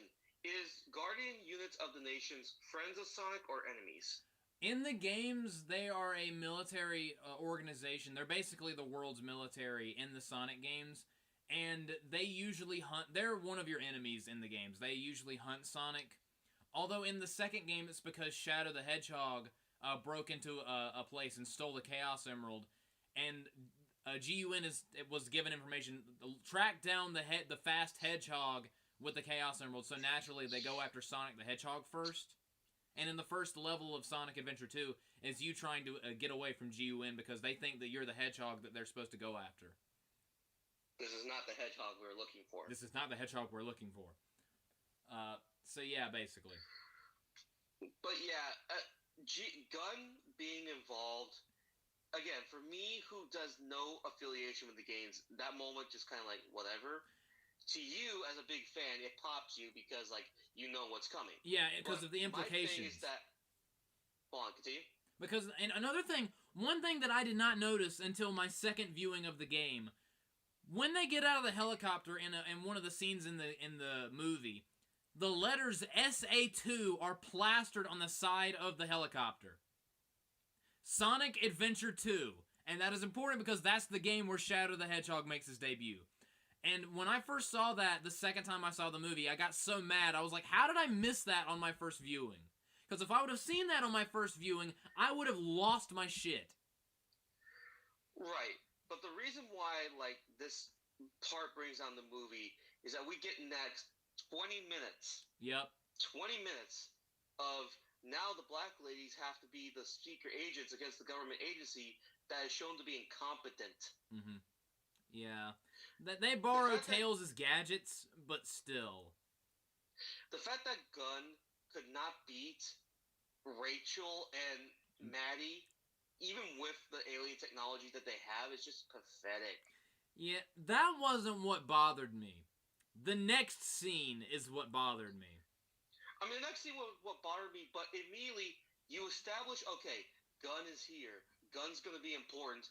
And then immediately make him look like this incompetent military operation that doesn't know what it's doing. Which I'm guessing is in line with the Sonic universe. Yes. I was about to say that is perfectly in line with the Sonic universe, because they're looking for Shadow the Hedgehog, and they arrest Sonic.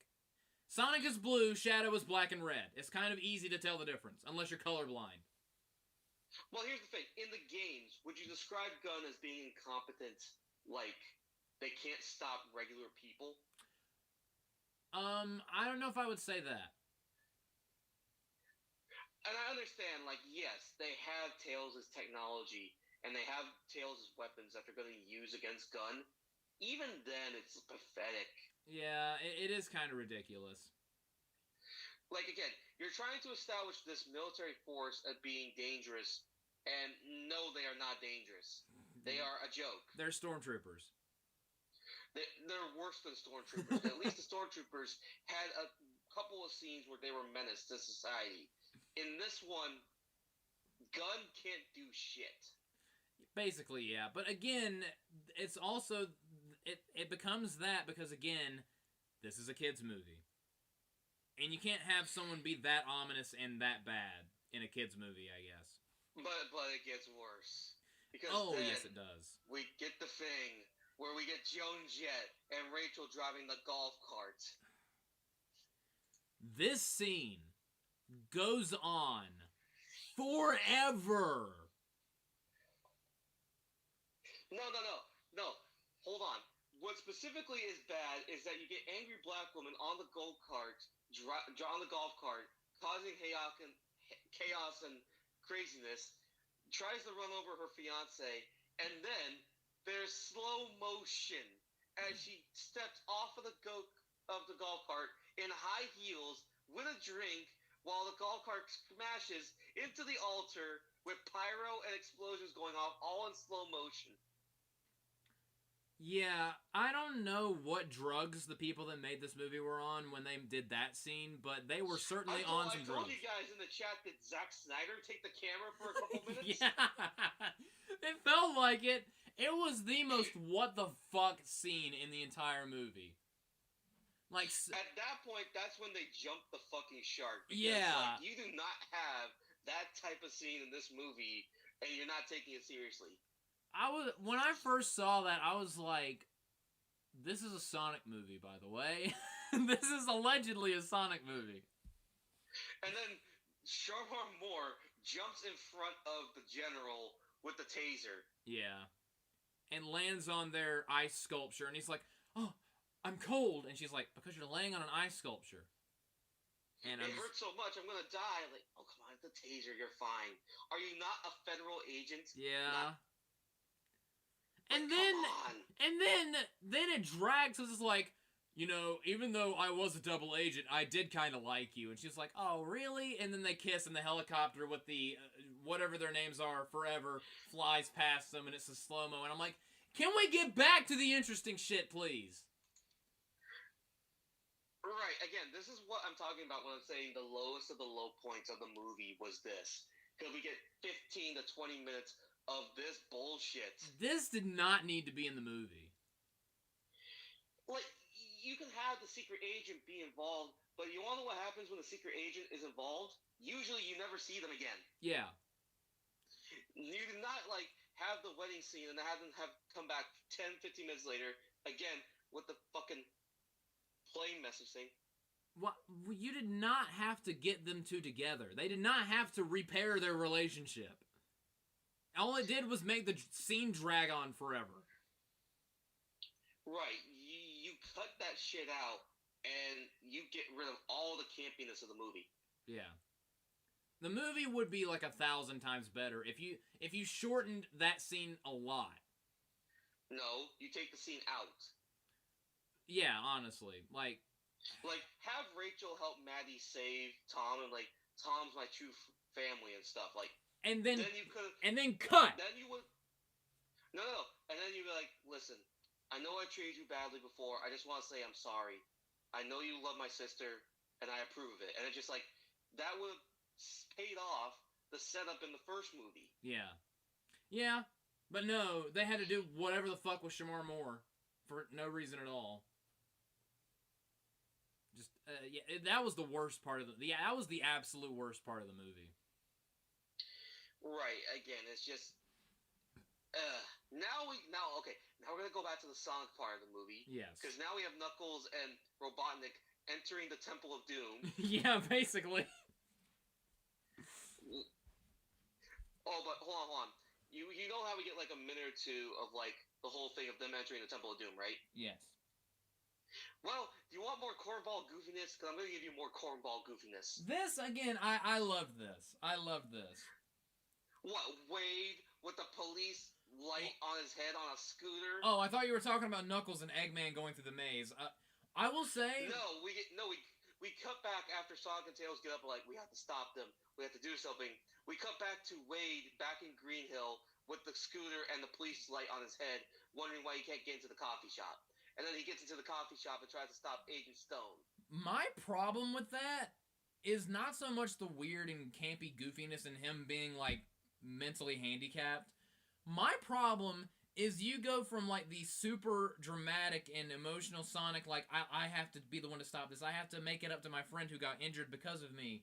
And you seeing Sonic growing as a person to just smash cut Wade on a unicycle. And... It is such an abrasive cut from super serious and dramatic to Wade. And it's just like whiplash. Like, oh my god. Right, and it's one thing when, like, they did the comedy shit with the wedding thing, right? Okay, now it's time to get serious. Now it's time to turn back into the movie that you wanted. Nope, we're going to go back to the comedy just one more time, because why not? Nope, Wade still has another scene. No, Wade has 2 more scenes. Yeah. And we get, again, the seriousness of Sonic balanced by comedy shit that happened before and after. It just sucks. Yeah, I didn't hate the scene. It was more this transition from the scenes that was just so jarring. Again, it's the whole up and down thing, because literally you get the cool snowboarding scene in the mountains of Siberia. Yeah. Followed by 20 minutes of the wedding scene. Then you go back to a little bit of seriousness before you go back to comedy again. Yeah. This movie will jerk you around like nobody's business. Right, and then we get Sonic on the island after he has finally run on water, which is really cool. Mm-hmm. And then we get the whole Temple of Doom thing where everyone's trying to survive the traps that are in the temple. Knuckles and Robotnik, for the most part, do it well. Mm-hmm. I mean, the robots get pieced out. Yeah. But then we get, again, more pun shit like with Robotnik, which, if it wasn't Jim Carrey, I would hate this pun more. And another thing, another thing that I wasn't super crazy about, because in the games, the place where the Master Emerald is called Angel Island, and is a island that levitates in the air because of the Master Emerald's power. In this game, it's under the ocean, and then the ocean just moves, and it's just there. And I was like, but the floating Angel Island is cool. You just made it. It's not even Angel Island. It's just island that's just in the water. It just does not have the same effect. Well, I mean, the water spouting out and going like Moses just stepped on the island was cool. It was cool. It's just, but the island floating in midair just gave it more of a majestic, ethereal vibe that I liked in the games, and I just felt this wasn't bad. You weren't going to be able to achieve that, but you weren't going to be able to achieve that in the real world. So, like, yeah, well, but yeah, because we already expended the budget creating 20 Sonics and 20 Tails doing the dance thing with the Siberians. If they had done the thing where like they had to use the ring and transport to like the Sonic world, then you could have like had the ethereal island thing. As was, it is what it is. It was fine. It's just what was in the games is cooler. Yeah. But then Sonic goes through the different traps in the maze, like showing that you can only get through the maze if you have Sonic speed. Yeah. And although he kind of breaks it, he like smashes through it. He's like, "Well, that did not go how I hoped it would. But I'm here. Hi, guys." Well, hold on. Before that, Robotnik is about to betray Knuckles. Is Knuckles' hearing as an echidna supposed to be better than a human's, or? I don't know. Like again, like the betrayal is right there, and Knuckles didn't realize it because he's so focused on the emerald, he doesn't realize Robotnik. I understand why, just whatever. Yeah. But then we get Sonic and Knuckles going head to head with each other while Robotnik steals the emerald. Yes. I loved the brawl between Sonic and Knuckles. They did not have to go as hard as they did with this fight. Well, you know that Sonic and Knuckles aren't going to be fighting with each other again at any point in the rest of the movies. So, like, you had to get this fight here. Oh, yeah. And it was great. It was great. It was, although it does lead to, like, a question of who is better. I think Sonic is probably better, right? Yeah, because, I mean, there's that one part where Knuckles is throwing this 100-hit combo, and Sonic is just dodging all of it. Sonic usually gets the better of Knuckles in the games because he's faster. Right. How can you hit something that you can't hit? Yeah. Now, I will say this. The effects of the emerald are cool. Like, the emerald looks amazing. Yes. Yeah, it's not as big as it's supposed to be, but it looks cool. Although, again, okay, so basically the way the relation between the Master Emerald and the 7 Chaos Emeralds is different in the games than it is in the movie. In the movie, the 7 Chaos Emeralds are trapped inside the Master Emerald. In the games, the 7 Chaos Emeralds are like, the message is given across that they're unstable. They're absurdly powerful. They give you unlimited power. The Master Emerald, like, controls their power. It's like a dangerous electrical surge going through your house, and then getting like a surge protector to stop it, or something like that. That's basically the fun. If you want to do like Lord of the Rings, there's the one ring to rule all the other rings. Yeah, basically. That's the function of the Master Emerald, to control and mitigate the power of the 7 Chaos Emeralds. So, and in the games, you do not absorb the Master Emerald. In the games, you absorb the 7 Chaos Emeralds. If you have all 7 and you absorb them, then you go Super. And usually, you don't absorb them unless you have all 7. If you have just 6 of them, you carry them in like your pockets or whatnot. Whereas in the movie, Eggman basically just becomes one with the Master Emerald. Right, which creates a really interesting character side effect. But again, we'll get to that in a second. Sonic saves Knuckles after Knuckles is drowning. Yeah. There is the little bit with the bubble. Yes, I loved that. I loved that. But it also, again, it's a good thing that they established that Sonic cannot swim. Yeah, and that's... So, like, he is risking life and limb. Yeah, and that is another thing. That is canon with the games. Because in all of the Sonic games, you jump in the water, you're just immediately dead. Right. Knuckles was able to save Sonic, and then they had this heartwarming moment on the beach where, like, you know, I'm sorry about what happened. Thanks for saving me and saving me too. We gotta stop Robotnik, all that stuff. Yeah. And you wanna know how they end this transition? How do they end this transition, Skyler? By going back to Wade. Yep. And Wade and a butter knife. And the display bagel. It's like, I've tried everything, but I'm going to get answers out of you. What would you like on your bagel? Just, oh my god. Seriously? Again, the Patrick Star shit. But again, it serves its purpose because Robotnik shows up in front of Agent Stone, and Stone, like, oh my god, I'm getting hard. I love, like, Eggman's like, I'm more than okay. I'm upgraded! And just grabs Agent Stone by the face. I can smell the electricity in your brain. As if he couldn't get more unhinged. Right. And then Robotnik, with the Emerald is surrounded by Gun.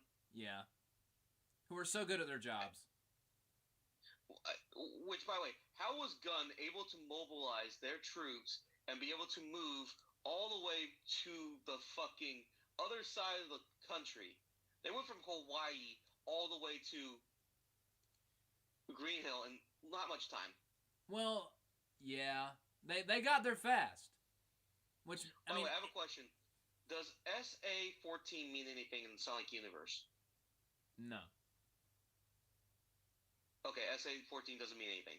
No, that one helicopter where it showed SA-2 on the side of it, they did that on purpose because, Sonic Adventure 2. That was probably just... Was that on another helicopter? No, that was on one of the tanks, SA-14. Okay. No, that was just like their in-universe explanation. Oh, that's just the name of these vehicles. Or their designation. Right. SA-2 being on the helicopter is obvious reference to Sonic Adventure 2. That was just them being very... That was the first one they showed, just so they could, put that little Easter egg in your head to set you up for later. Right, but the whole thing is that this helicopter takes them from Hawaii to Montana that quickly. Apparently. Again, plot holes within this. They must have had extra sonic quills to plug into their helicopters to make them move really fast. I guess. But then Eggman shows up with the outfit, which looks amazing. Yes, it does. But again, we get this whole thing where now James Marsden finally gets a part in the movie. Yeah. And then Eggman creates the massive and beautiful and glorious Death Egg robot. Which is in the games. Yes. It's just not as big. Yeah, in the games, honestly, because in Sonic 2, where the Death Egg robot comes from, they rip off Star Wars, and there is literally a Death Star next to the planet that Sonic is on, except it has Eggman's face, so it's called the Death Egg. And the last level of that game is you go onto the Death Egg and fight the Death Egg robot. But, of course, we can't forget Agent Stone. Take me with you! Take me with you! You have a giant robot dick, and I want that so bad now! Again. Crazy. But, and I love that, they continued him having a thing for, music, because then they were like, World Domination playlist, and it starts playing Pantera, and he starts dancing to it, and the robot's dancing too. Yeah. Again, then Tails, Sonic, and Knuckles show up on a biplane, which I don't know how they got a biplane so quickly, but whatever. That is Tails' plane, the Tornado. That is something that he has in the games. Okay, fine. And then we get what my favorite action set piece in the movie, because again, I mentioned how my first Sonic game and my favorite Sonic game is Sonic Heroes, and in that game you play as 3 characters at the same time. You have a Sonic Heroes team up and fight in this game, and it made me so happy. I would have liked it more if the robot wasn't as clunky. Yeah. The robot, there's a reason why fighting a giant robot works sometimes and doesn't work other times. Yeah, because it's so big that it's kind of slow. Right, and of course, how is the robot supposed to be able to hit Knuckles or Sonic or Tails? Yeah. I mean, granted, they figured out how to make the robot work in its environment. Yeah. But again, with Jim Carrey's craziness with Robotnik, it's of course he's gonna do the ham finger walk thing. Yeah, of course. And another thing, while I was at the hospital, in the waiting room, I got a message saying, "Oh my God, Snot Rocket, Joshua, did you write this movie?" Well, specifically this part, because of course you would make the robot do the chicken wing dance. Of course you would make the robot do a snot rocket, or make the robot do dance numbers while kicking Sonic's ass. I mean, yes, I would have had him do that, but if I wrote this movie, that whole wedding thing would have been vastly shortened. Right, so no, it wouldn't have been in the movie. Yeah. But yeah, anyways, they do the whole thing where now it's the 3 of them are working together because they have to beat the thing. Mm-hmm. They realize the only way that they're going to beat it is because Sonic is in his head rent-free. Yes. So distract him while we get inside and then attack him from within. Faster, Fox! You're so heavy. That's because I'm 1,000,000% muscle! Okay. Thank you, Idris Elba. Again, I don't think Idris Elba was bad, but there were points where I'm just like, okay, you are just Drax 100%. Yeah, he totally was Drax multiple times in this movie. Which, again, it's like, it's not a bad thing. It's just like, I understand it to be Knuckles' character from the game, and that Knuckles, he's a bit of a meathead, but like, when he wants to be, he can be smart. Yes. I wish they didn't make him as dumb as they do in the game sometimes, which... There's a part in Sonic 06 where they're like, okay, we have our final plan, we have to save the day, let's move out. Everyone moves in one direction, except for Knuckles, who moves in a direction where there's nothing in front of him. He's like, oh, I'm going the wrong way. Turns around and runs in the same direction everyone else. Because they made him so stupid. Right, they didn't make him that dumb in this movie, but there were points where I'm just like, okay, I understand, like, enough of the games from Sonic to understand that Knuckles is not as smart as Sonic, but don't make him, like, Neanderthal stupid. They didn't do that here, but there were, like, little things here and there where I'm just like, okay, that one was weird. Yeah. But again, paying tribute, I guess. Yeah. But then, like, we get the whole thing of, like, the final climax where Sonic is about to be destroyed along with his family. And do you want to know why I hated this part of the movie? Because it's such a cliche. It's not just that it's such a cliche, but it's so out of place. Oh, you mean the whole Tom is Sonic's dad now? Again, it's like we get the one scene with the boat at the beginning of the movie, and we don't get any of that for the rest of the movie. Yeah, that is true. That is true. And then we get the Chaos Emeralds turning into Sonic's body, which, with no explanation. Well, in the games, the Chaos Emerald's powers react to emotion.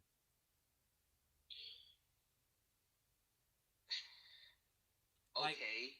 They react to positive emotion. I just wish that that scene was not as contrived. If it was...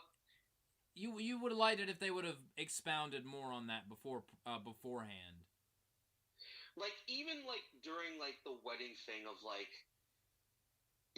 as cheesy as the line would have been, you want to know what Rachel should have said after not marrying the guy to Tom? What? Rachel should have been like, listen, I'm sorry, but at the end of the day, we are family, right? Yeah, something like that. A throwaway line would have helped. Like, I know it would have been like a ripoff of Vin Diesel and Paramount's pushing a family and friendship. But yeah. At least it would have, like, set it up. Yeah. Me personally, the first movie pushed the whole thing of, like, you don't have to be a loner. You can always find friends. Like, that was fine and it was pushed throughout the movie. They half-assed the family aspect here. I don't necessarily agree because you build off of what happened in the first movie, even though they didn't have it as much in this movie. It probably would have worked better if Tails and Knuckles were also there and it was like we're all a big family or something like that. Because you did spend a lot of time with Tails and Knuckles in this movie, not as much with Tom and Maddie. Do you think it would have worked better if all five of them were about to be crushed, then you could have had the family thing. It wouldn't have been as contrived. But I'm not going to lie. When I was in the theater and we got Supersonic, Andy had to calm me down. I lost my shit. Because I did not think they were going to do Supersonic in the second movie. They kind of had to just because of, like, what was going on. And have Supersonic destroy Robotnik. Yes, he eviscerated Robotnik. Which, I mean, it made me think of Sonic X because, especially in, like, the first two seasons, whenever Supersonic comes out, he immediately, like, one-shots whatever the big bad is. And it's glorious. Now, of course, here's the thing is that, like, they did leave Robotnik's death as ambiguous. Mm-hmm. I think if you're gonna write off Jim Carrey, that's the best way that you can write him off. Yeah, if he decides not to come back for the third movie, then this would be fine. It would be very disappointing to not have him in the third movie, but this would be a very logical way to get rid of him in the second movie if he does not come back. But they left it open enough where if he does want to come back, they can come up with like, oh, I landed on my little flotation device thing. I just had it hidden because I'm smart. Haha. Eggman always has an escape plan. Well, I mean, it would have been like, I mean, he was falling off of a robot from thousands of stories up in the air. Yeah. So he was going to die one way or another. Yeah, they left it open enough where it depends on what they come up with their excuse for how he's not dead if he's in the third one. Yeah, just don't do Emperor Palpatine shit from Rise of the Skywalker. Just don't have Tom come on screen and say, somehow Dr. Eggman returned. And that's it. And I'm a clone. And have Dominic Mahanigan say, secrets only the Robotniks knew. Although if we want to make a really bad parody, we could do that. Oh, God. And then have Eggman and Agent Stone awkwardly kiss at the end of the movie, and then Eggman just die and vanish. And Agent Stone say, I'm Agent Robotnik now. What's your name? Agent. Agent who? Agent Robotnik. Jeez. Sonic 3, The Rise of Robotnik. The last 5 minutes of the movie is where, like, it starts to get a little, like, okay, you can wrap up any time now. I know the chili dog thing was, like, to relieve tension. Mm-hmm. Like, Sonic being able to create chili dogs, and then it lands on Knuckles' face, which, again, the CGI was bleh. Yeah. The onions on that chili dog looked so fake. The chili dog was horribly, horribly animated. The first one that Sonic ate looked fine. The second one that landed on Knuckles looked very generously like PS3. Right, and then the whole thing is that Knuckles, when he has the chili dog stuff on him, it looks so bad. Like Knuckles in that particular shot is not animated very well. And the hot dog bun landing on top of him was even worse. And honestly, like, I know that you have a couple issues with it, like the whole family dynamic thing. My biggest issue of the whole thing is I don't like the idea of Sonic calling Tom his dad, because I don't really feel like they have a friend relationship, not a father-son one. I just felt like that was just very weird. They could have gone with mentor and mentee relationship, and that would have been fine. Yeah. The dad part was weird. Yeah. Knuckles being able to reform the Emerald was weird. That he does that. Okay, so in the games, in Sonic Adventure 1 and 2, the Master Emerald breaks, and Knuckles' story is finding the pieces of the Master Emerald to reassemble them.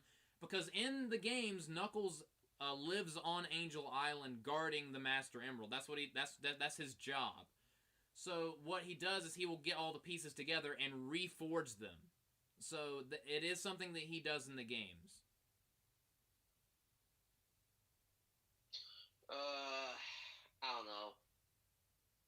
Although again, the Master Emerald is supposed to be a lot more massive than it was in the movie, which again disappointed me. I just want to see a shot of this enormous green emerald glowing in all of its magnificence, but now it's just like 2 times the size of a regular emerald, whatever. But then we get to the post-credit scene, unless there's something else you want to bring up before we get to that.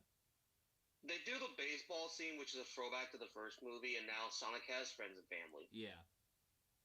Which, again, like, if the movie wasn't as contrived about the family relationship thing, then I could have taken it, but, like, I liked it, although, again, it would have benefited if Sonic spent more time with Tom and Maddie throughout the movie, instead of them just being in Hawaii at a wedding. Yeah, but then we get the whole thing of, like, Gunn is trying to pick up the pieces. Agent Stone is pretending to be one of the Gunn agents, which is a setup or something. I don't know what. The idea is if Eggman is dead and he's not in the third movie, then Agent Stone will take his place. Is Agent Stone a throw to any character in the Sonic universe? No. Unless, like, it's revealed that he's...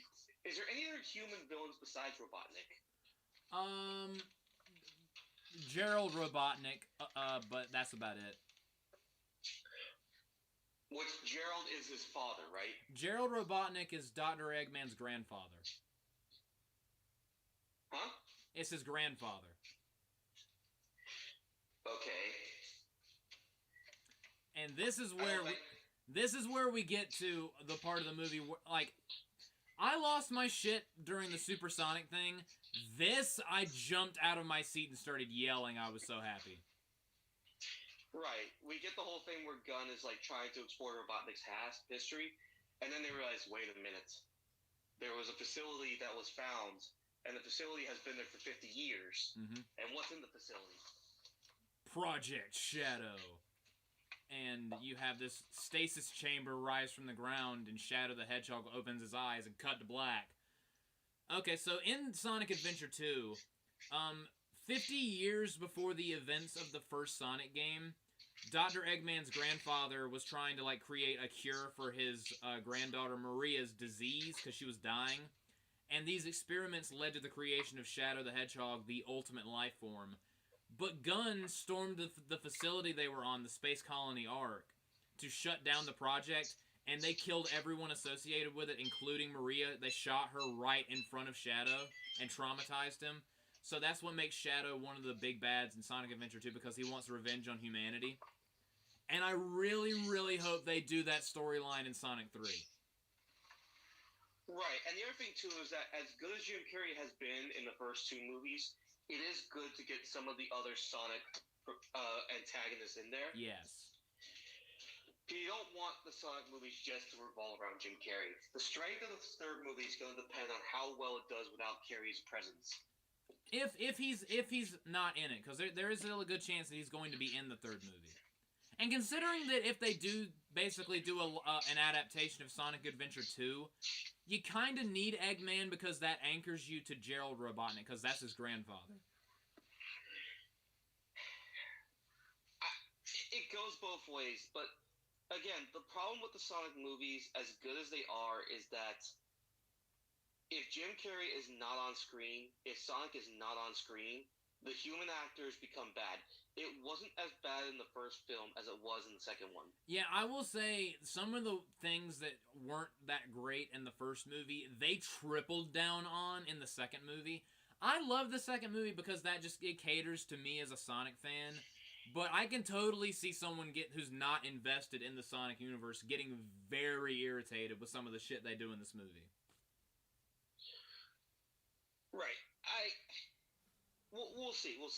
Again, I don't necessarily hate the second film, but there were, again, points where I just kept groaning, and I didn't do that as much in the first film, and that's a problem that I have.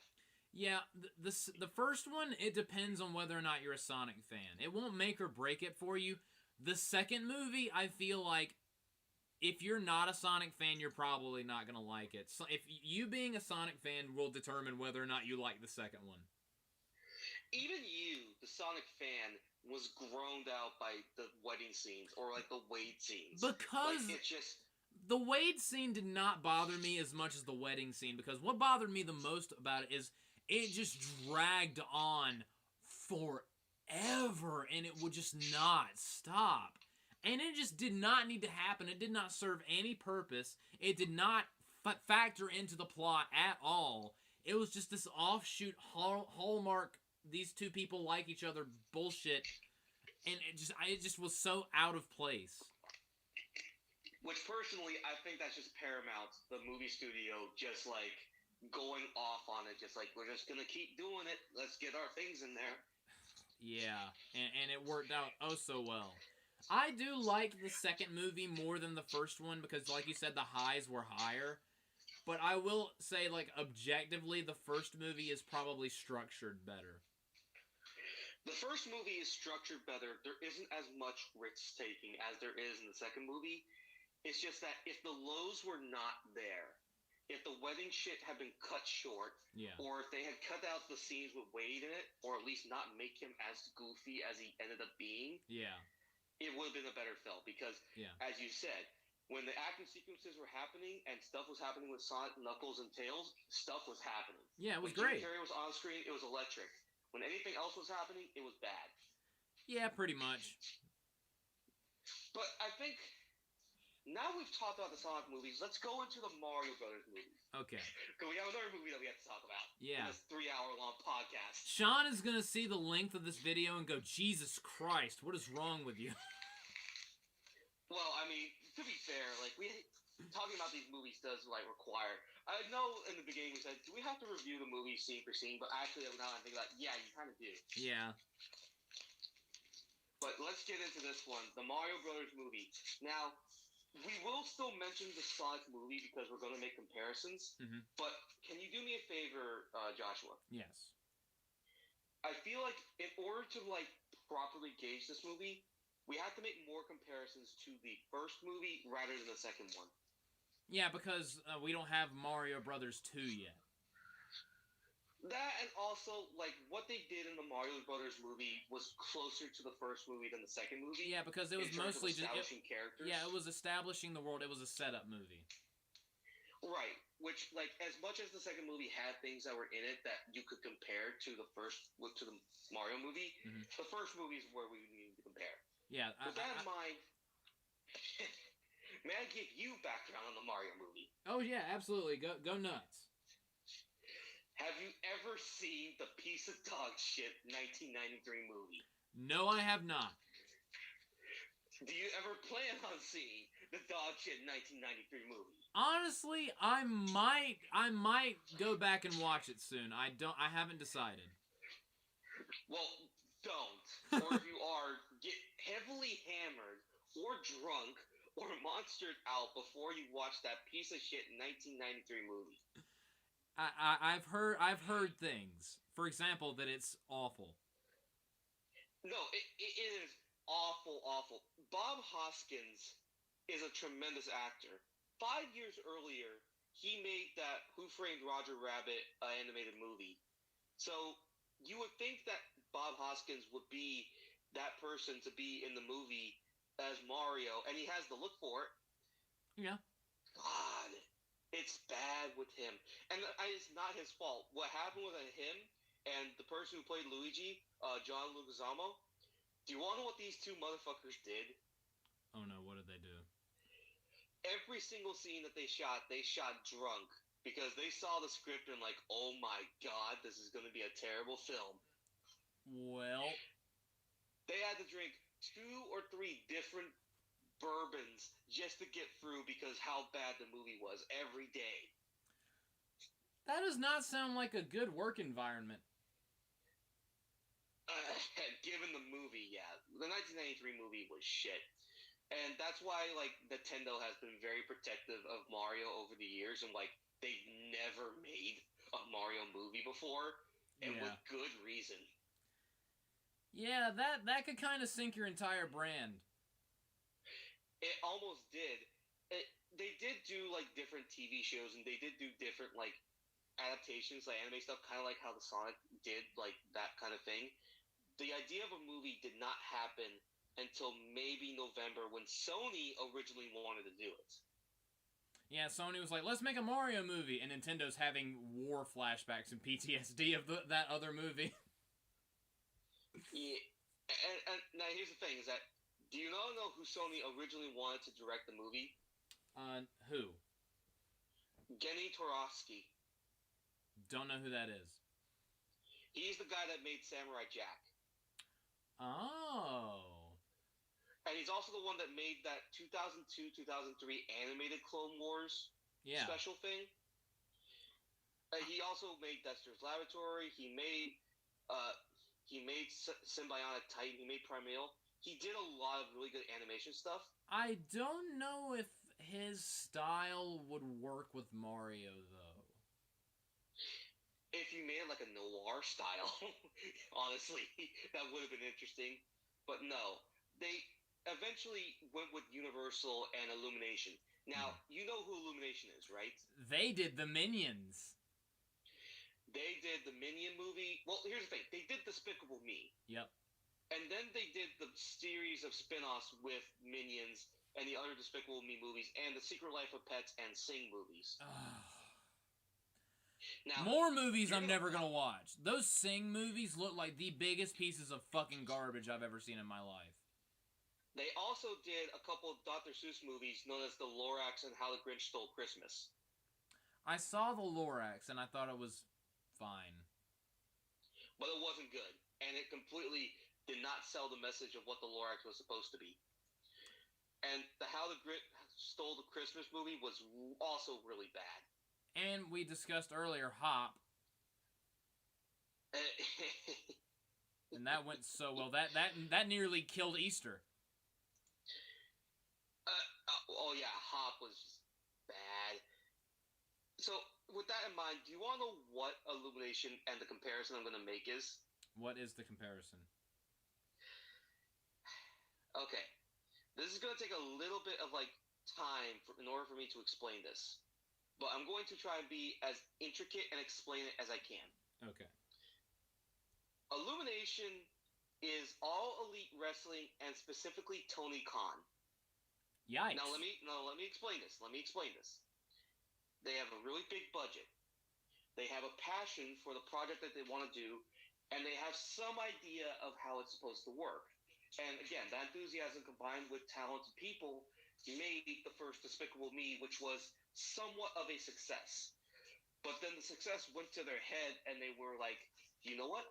Let's make more movies. Let's make even more movies with even more budget. And while sometimes it looks good, most of the time it looks bad. And then the productions kept getting worse and worse, and those early successes couldn't be counted on because everything that they made after the early successes kept getting worse and worse. Now, do you want to know where Nintendo comes in? Oh, no. Nintendo is CM Punk, who has come in to give them a shot of life. Oh, my God, that is accurate. Okay, listen. I've been involved in some really bad things in the past, but everyone remembers me for the good stuff. So let's focus on the good stuff that I can do. But I say what happens in my particular segments. You get very little say other than how it's going to be produced, and we'll go from there. But if you do something I don't like, I'm going to slap you. Understand? That sounds pretty accurate. And that's pretty much what this movie was with Mario Brothers movie, is that Nintendo came in and said, okay, Illumination, you can make the movie, but if you do anything stupid that you do in your previous shit, we will slap you. Oh, and real quick, by the way, Skyler, you mentioned AEW. You know they're making another show for Saturday called AEW Collision? Yeah, and because that's the show that CM Punk and his people are going to be on. Oh, Lord. Tony Khan. Listen. We didn't want to talk about professional wrestling after WrestleMania because the shit that we've been hearing has depressed me, Joshua, and Sean to the point where we don't want to talk about it. Yeah, basically. That's why we're doing like this. Yeah. It's whatever. But anyways, the whole point is that with this movie and Illumination, you had a studio that has had success in terms of making visually awe-inspiring movies and having great set designs and great action sequences, but with not very good plot devising and not very good script writing. Yeah, I can also confirm that as well. Now, Joshua, what are your thoughts going into this movie, you not being necessarily a Mario Brothers fan? I was more just curious than anything else. I mean, I am a video game fan, and Mario, as much as I love Sonic, Mario is the most iconic video game franchise of all time. And it looked like, from the trailers, the movie looked beautiful, and it looked interesting, and I was just more curious than anything else. Plus, all of the Chris Pratt memes, me constantly calling the movie Super Pratt Brothers, that whole thing. I was like, I hope it's good. It looks like it's going to be good, and I was just curious, and I wanted to go in, and I went to go see it. And I didn't really have any expectations going in, but I very much enjoyed my time watching the movie. Right. Something to keep in mind is that this is going to be a children's film. That's not a knock on the movie. It's just that it's going to have that type of sophistication in terms of how it's made. Yeah. And in particular, when it comes to this particular movie, you're going to have a situation where you have to, like... The Mario Brothers movie was very simplistic in nature, but that's all it needed to be. It didn't have to be complicated. Would I have liked a little bit more complication? Sure, but I'm not going to be, like, poo-poo over it saying, oh, this movie is dumb because for kids or whatever. Like, yeah. You know. Yeah, like, again, I'm 25 years old, and Skyler's older than me. Neither of us were like, oh my god, this is a dumb kids movie the whole time. It was a fairly engaging movie. It wasn't anything like mind-blowing or different or unique. I mean, it had a fairly generic plot, but based on the IP that it was on, that they were basing it on, and considering your whatever knowledge you have of video gaming or of the Mario franchise, that's another thing. Like with the Sonic movies, whether or not you're into Mario will heavily determine whether or not you like this movie or not. Right. Now, let's go ahead and start talking about the movie. The movie opens up with the scene that we've seen from the trailer, which is Bowser and his minions are attacking Penguin Land, and they're attacking the penguins for the sole purpose of getting the star. Yes. Which, in the Mario Brothers universe, is the equivalent of the Chaos Emerald. Basically, yeah. Now, obviously, we have talked a little bit about Jack Black.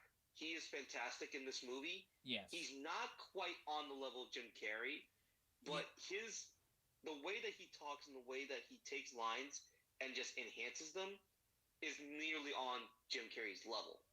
Yeah, it's like Jim Carrey and Eggman became, like, inseparable. They, like, became one. Whereas in this movie, you can tell that it's Jack Black being Bowser, but they're not, like, one sentient being. You know what I mean? Yeah, that is clear.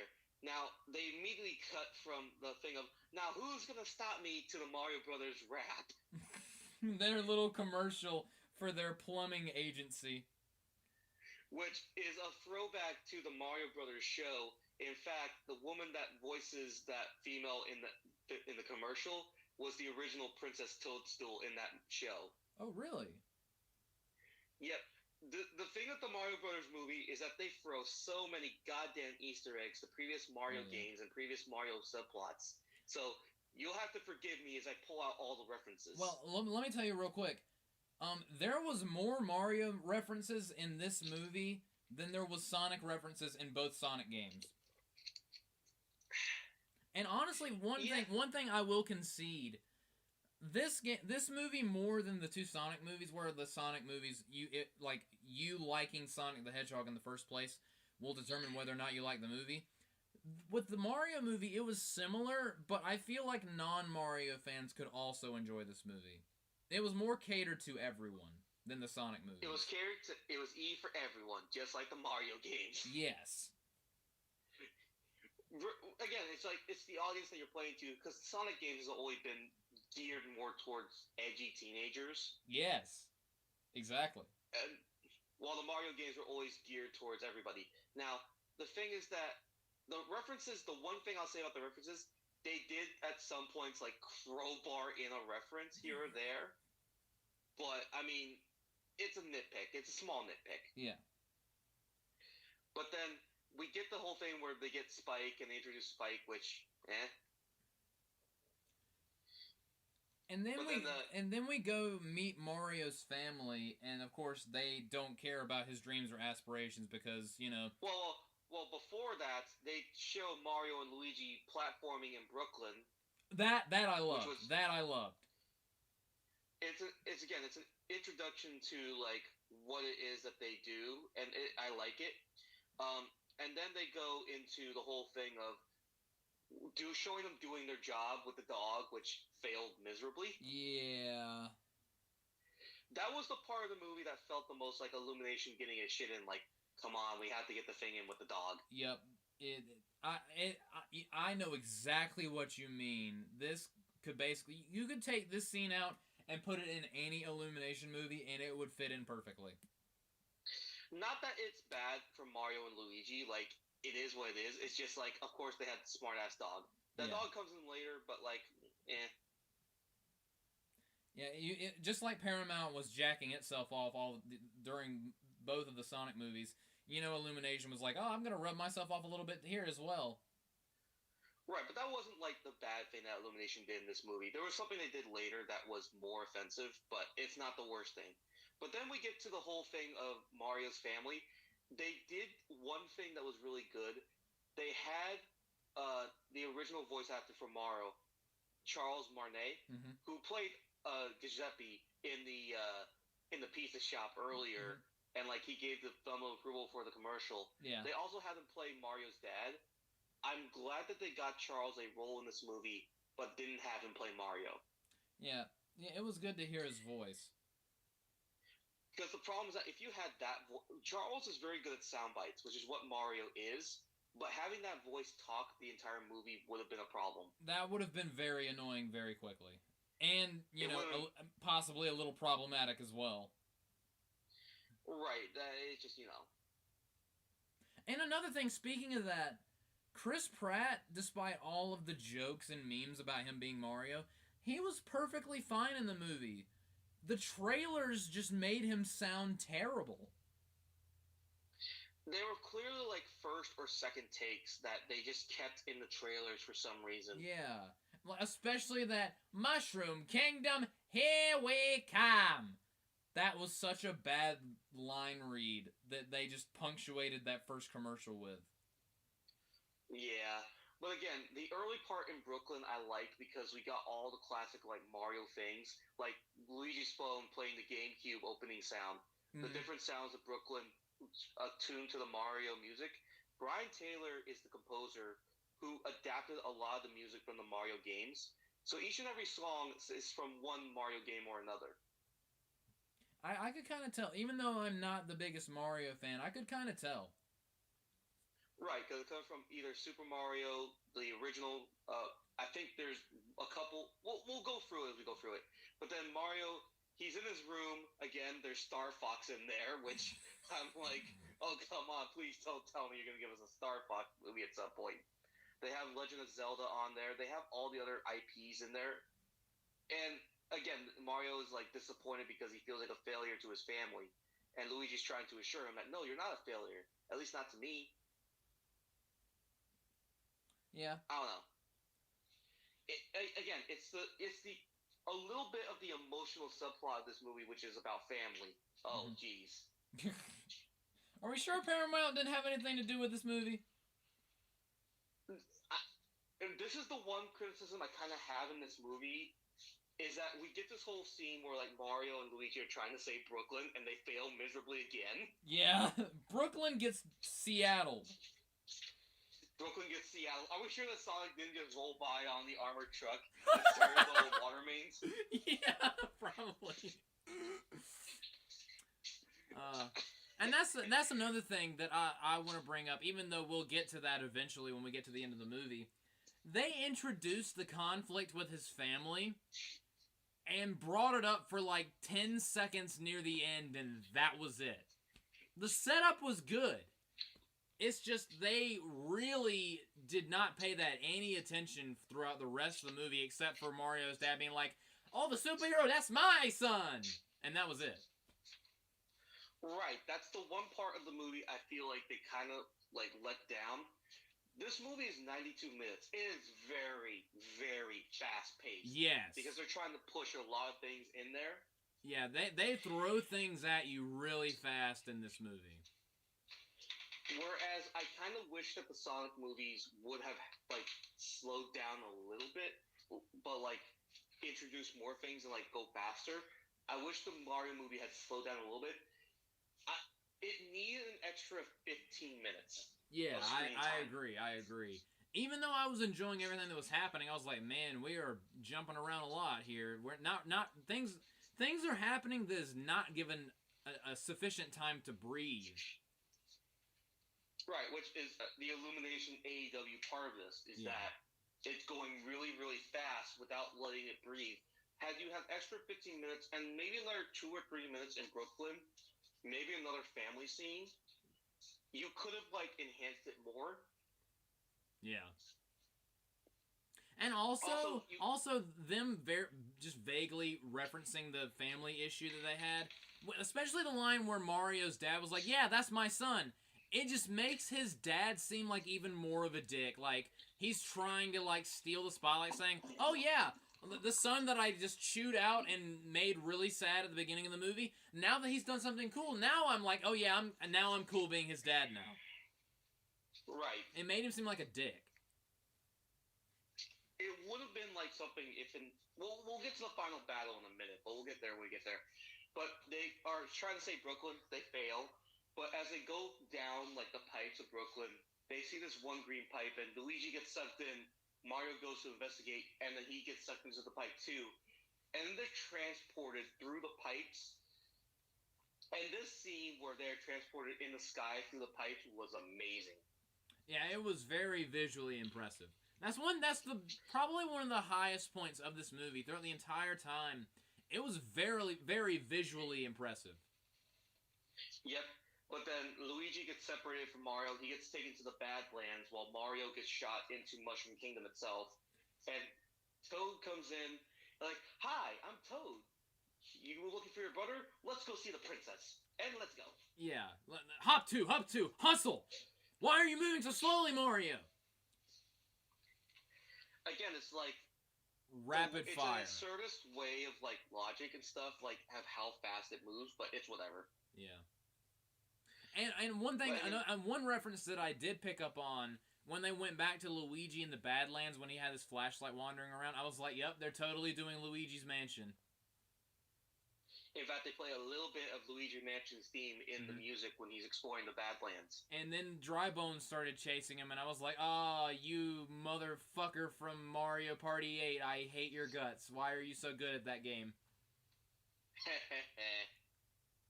But also, it's the whole thing of, like, they're doing the Last of Us zombie thing, where here come the zombies chasing Luigi. Yeah. And then Luigi gets into the dried-out, like, mansion. He's hiding, like, he thinks he's safe, but he's not safe. Because here come the Shy Guys. And then the Shy Guys rape Luigi. Oh my god! What?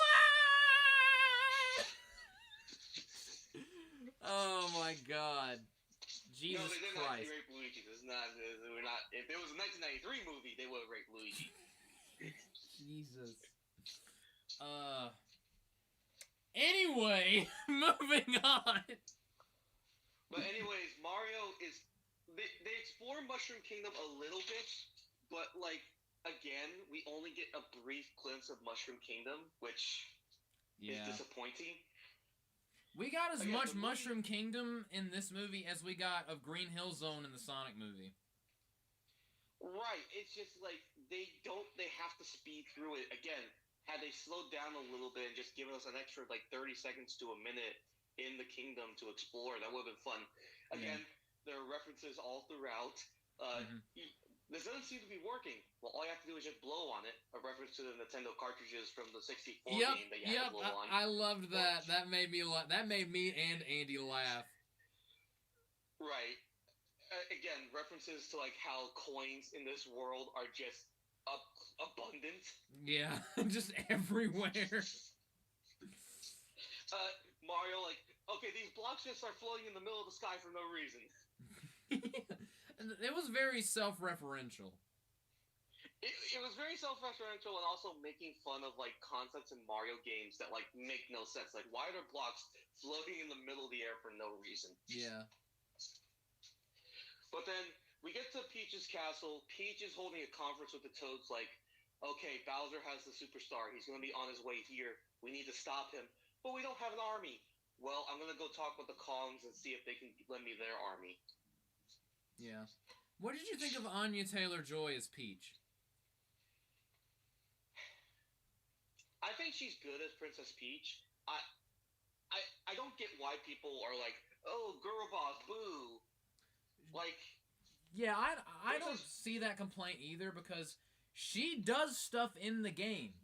This is not out of character for her. And she's also, you know, the princess of the Mushroom Kingdom. It's not outside... And also, it's a video game. So, like, I don't know. I think it's one of those things where, like, after a while, it's like, you can only do the princesses get kidnapped, she's in another castle thing, which they did reference that too. Yeah, they did. But, like, you can't only do the princess capture thing for so long before it gets tiresome. You have to have, like, Princess Peach show that she is competent as a ruler and knows what she can and cannot do. Yeah, if they would have done Bowser kidnapping her and that was the plot, it would have been very, very just like, really, this is what we're doing? Because that's been done millions of times. I'm glad they did not go that route. The only thing is that because they didn't have Princess Peach be the one to be captured, they have to have Luigi be captured. And that, correct me if I'm wrong, that's happened in some of the games, right? Yes, that happened in Super Mario 3 where Luigi... Well, actually, that happened in Super Princess Peach where she has to save Mario and Luigi. The only problem with this at that point was that Luigi, once he gets captured by Bowser's minions and after the interrogation scene with Jack Black and Charlie Day, which was incredible. Yeah. Luigi is sidelined for basically half the movie. Yeah, after Luigi gets captured, he's just not in the movie, like, at all. Like, I would have liked it if they had 15 more minutes of screen time, include a scene or two where Luigi is trying to escape. Yeah. Or, like, he's trying to rally, like, the other prisoners to rebel against Bowser. Yeah. But no, once he gets captured, he's like, okay, I've accepted my fate. Yeah, and they tried to do the two brothers fighting as one bit at the end of the movie, but since we've only had a couple scenes of Mario and Luigi together to build that relationship, it doesn't hit as hard as they want it to because they have spent such little time together. Well, the whole thing is that they're brothers, and they establish it in the first 20 minutes of the movie. It's after the first 20 minutes where Luigi gets captured, and you don't see him until basically the fight at the end. Yeah. And you get a couple of minutes of them talking to each other. And that's You don't get that love there. I mean, it's tough, but I understand why they made the sacrifices that they did.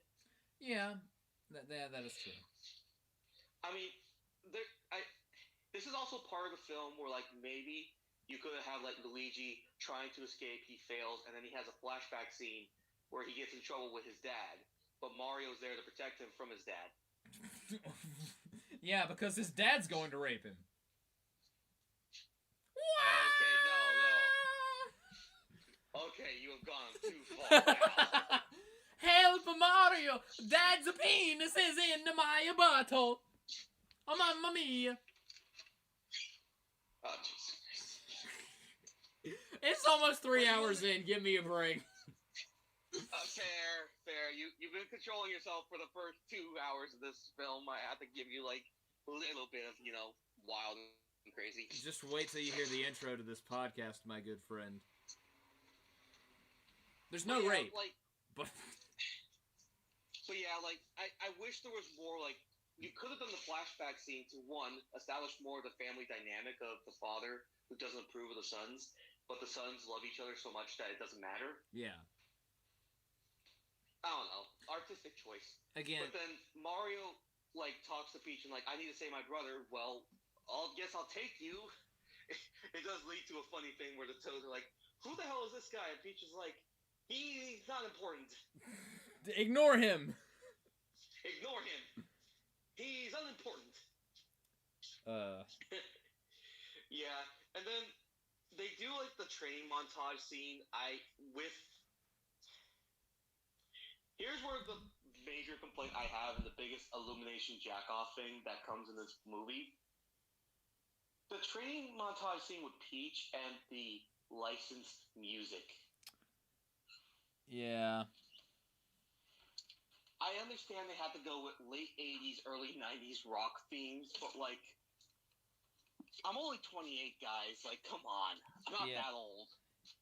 Yeah, they did go a little crazy with some of the tunes that they decided to play. And sometimes I felt like it clashed with the movie. Right, like the one with the training scene with Peach wasn't that bad as the one that comes later. But, like, I can't even remember the song. I don't remember what the song was. I don't either.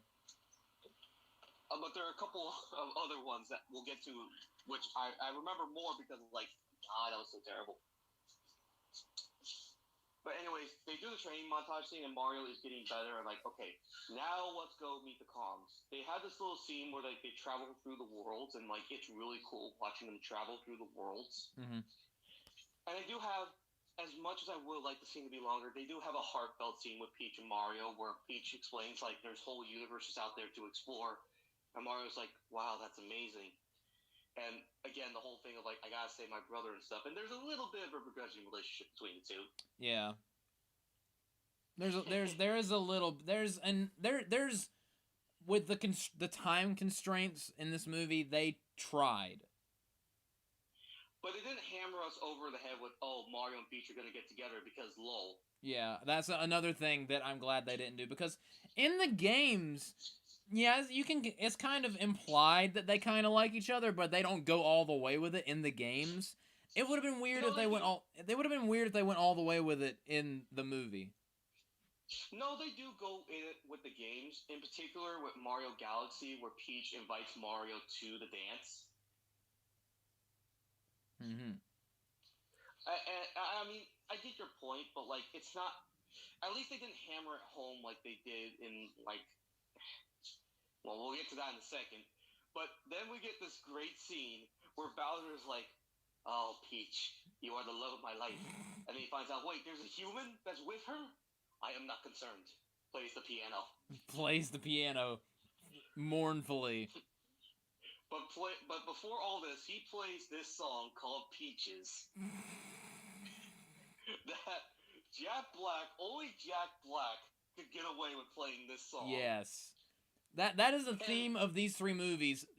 Jim Carrey and Jack Black doing things that only they could get away with. And again, it's like, the way the song is animated is already spectacular with the the way that like Peach is viewed in Bowser's mind, but Jack Black and the way he just sings the song is just it tickles your gut laughing. Yeah, it was very funny.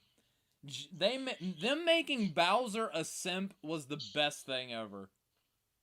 Because that is one of the things that happened in the Mario games, was that Bowser was a simp for Peach. Yeah. And again, it's one of those things where like they made Bowser out to be this bully that wants to love, and if he doesn't get love, it's like, but I want this girl, but you can't have her. But I want her. I want her. I want her. I want her. I want her. I want her. I want her. Yeah. I'll steal her. And I love how that one Yoshi was like, but what if she said... No, that one Koopa. Oh, it was Koopa. Again, not the biggest Mario fan. That one guy was like, but what if she says no? Immediate incineration. And I'll destroy the Mushroom Kingdom. Yeah. And they were like, yay! And the guy that dies just like, I guess I'm now doomed to be a zombie for the rest of my life. Oh, now I'm dry bones. Great. Yeah. But anyways, the Mario and Peach and Toad travel throughout the lands. All the different lands are references to different levels in the Mario games. And of course, the Yoshis that are running around in that one scene was really cool. Mm-hmm. Kind of spoiled the end credit scene, which... Yeah. But we'll get to that when we get to that. They get to the land of the Kongs. Mm-hmm. And the land of the Kongs and the way it's designed, I'm not going to lie, I thought it was like Wakanda for... Wakanga! It was Wakanga! Wakanga. You're not wrong. But this is where, like, the licensed music started to annoy me. There's that beautiful scene where the Kong is driving Mario, Peach, and Toad to see Cranky Kong, and they have Take On Me. Yeah, they sure did. It was weird. They couldn't play any of the Donkey Kong themes for that. They had to use that. I know, song. Right? I was thinking the same thing. Like, Donkey Kong has his own games, you know. I mean, this part of the movie definitely felt like, hey, if you guys like this enough, would you want to see a Donkey Kong Country movie? Oh, I will say my one complaint, even though he did an okay job, I don't like Seth Rogen as an actor or a person. So when I heard that Seth Rogen was Donkey Kong, I groaned. He was fine in the movie. He was being Seth Rogen. He wasn't being Donkey Kong. Yeah. Oh, I'm gonna play this giant, immature man-child. Yeah, that is Seth Rogen. That's his one role in every single movie he's ever done. I mean, Seth Rogen was fine. He wasn't like... It worked for Donkey Kong. It worked for Donkey Kong. It worked for Donkey Kong, but that wasn't the person that a lot of people had problems with. The person that a lot of people had problems with was Fred Astaire being Cranky Kong. Now, I'm not gonna lie, I don't know a lot about Cranky Kong as a character, so it didn't bother me. Cranky Kong was the original Donkey Kong in that latter levels with Mario. He was the original Donkey Kong, and then Donkey Kong Jr. is his son, who obviously is here, as Seth Rogen. The main problem with this voice is that Donkey Kong sounds like Seth Rogen, which works. Fred Astaire playing Cranky Kong was terrible because it did not sound like an old monkey. It sounded like just Fred Astaire just playing something. I'll take your word for it. It didn't bother me that much, although I have heard that a lot of people did not like that performance. He was the one voice actor that everybody universally didn't like. And it wasn't that he's a bad voice actor. It's just that he was playing a character that was not the right voice for that character. Yeah. But anyways, the whole point is that I need an army. Well, you can't have my army. You're going to give us that army whether you like it or not. Oh, that sounds like fighting words. Why don't I have you fight my son? Fight my son. Video game logic. Yeah, basically. But that's how we get to this Super Smash Bros.-esque level where Mario has to fight Donkey Kong. We get a really quick cameo of Diddy Kong being a loser. Yeah. I was very happy we got. Diddy Kong being the Skyler in this film. Wow. Skyler. Wow. Okay. Wow. Damn. Don't do that to yourself, man. I'm here too. Shut up, Skyler. Okay. Gee. You're not in that group chat anymore. It's okay, Skyler. You are a valued member of our trio, man. Yeah. But anyways, we get this fight scene where Mario has to fight a giant gorilla. What did you think of it? I thought it was really funny that he immediately just got his ass kicked. Because of course a normal human is not going to beat up a giant monkey. It was a lot less gruesome than it would normally have been under similar circumstances. Oh, that's fair. And the whole bit where he turns into where he gets the blue mushroom, oh, he got the wrong power up. Yeah. Again, that was one of the worst lines of dialogue in the film. Yeah, that one was a little too on the nose. Yeah, it's an elimination that's like, no. But then they get Cat Mario, and of course the meme of the movie, now you die. Yeah. Now you die.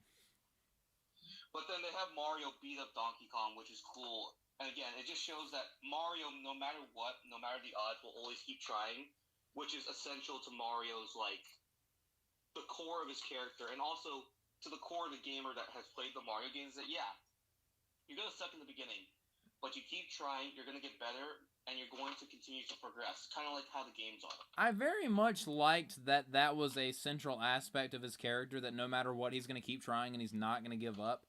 It almost made him feel like an anime or shonen protagonist.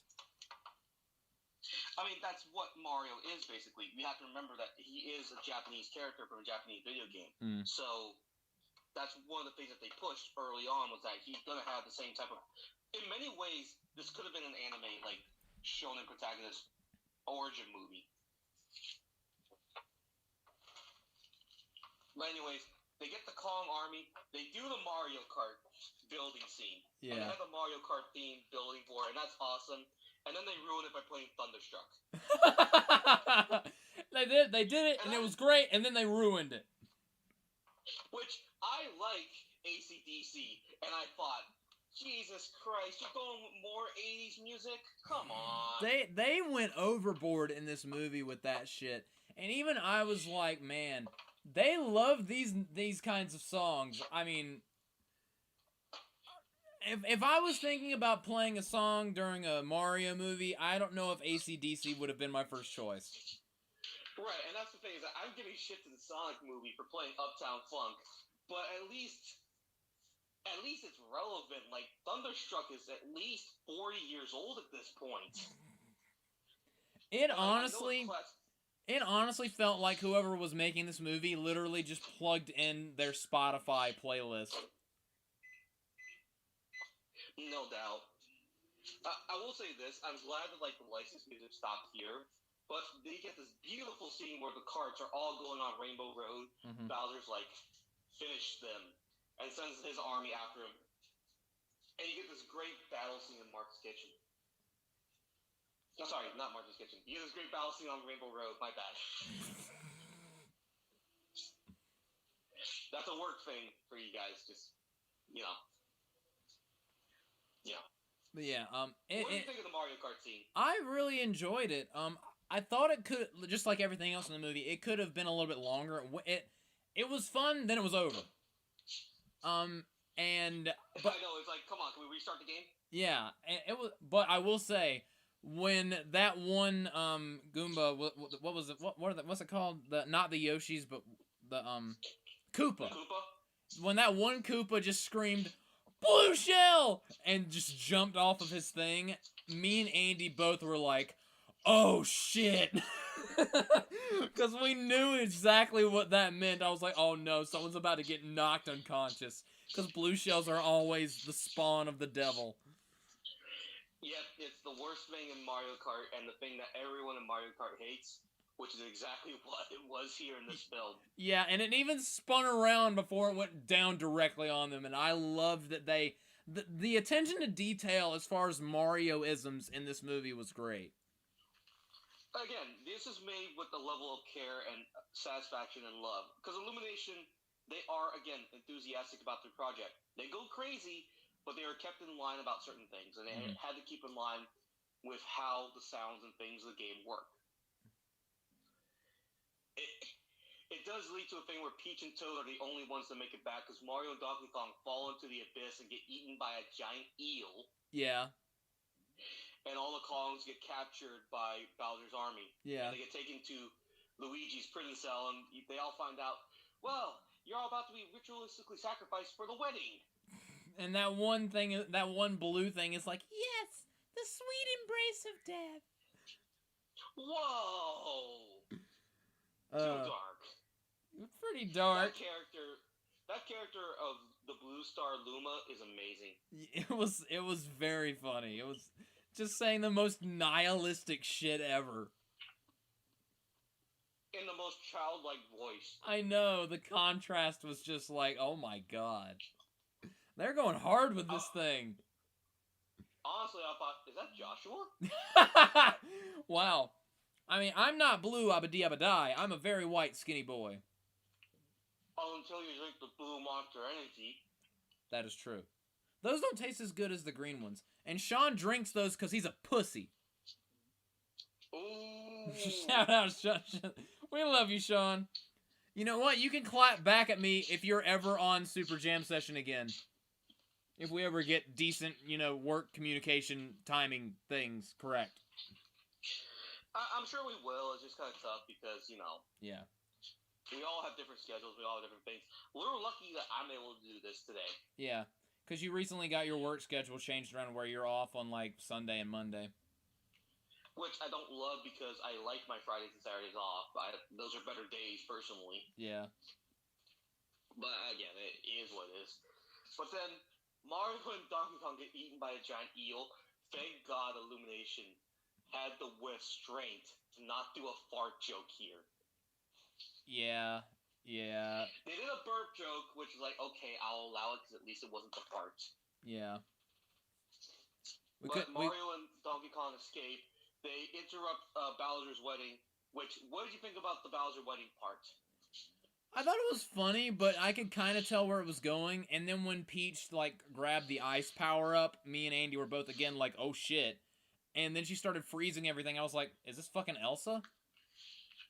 Let it go. I was like, I was like, let it go, let it go. Yeah, Bowser, let it go. God. Yeah, but like that is from the Mario games. Like, there's a couple of games where Mario is forced to save Peach from a wedding that's arranged by Bowser.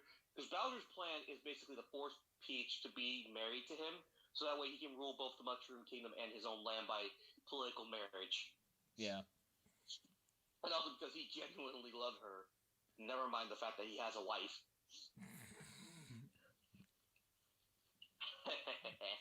Yeah, and just forget about that entire piano montage earlier in the movie. Right, but again, it's from the Mario games. I believe it's from Super Paper Mario, and also a couple. I think it's Mario 3, but I'm not sure.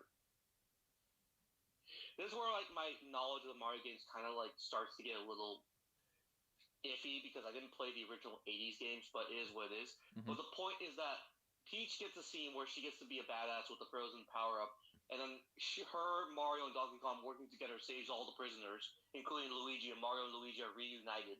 Yeah. We also get this cool fight scene where now Mario and Donkey Kong working together with Donkey Kong having the fire power-up, beat up all of Bowser's army. Oh, yeah, that was awesome. Game. That was awesome, although, again, it ends as soon as it starts. And I was like, oh, come on, that was so cool. And then they just stopped.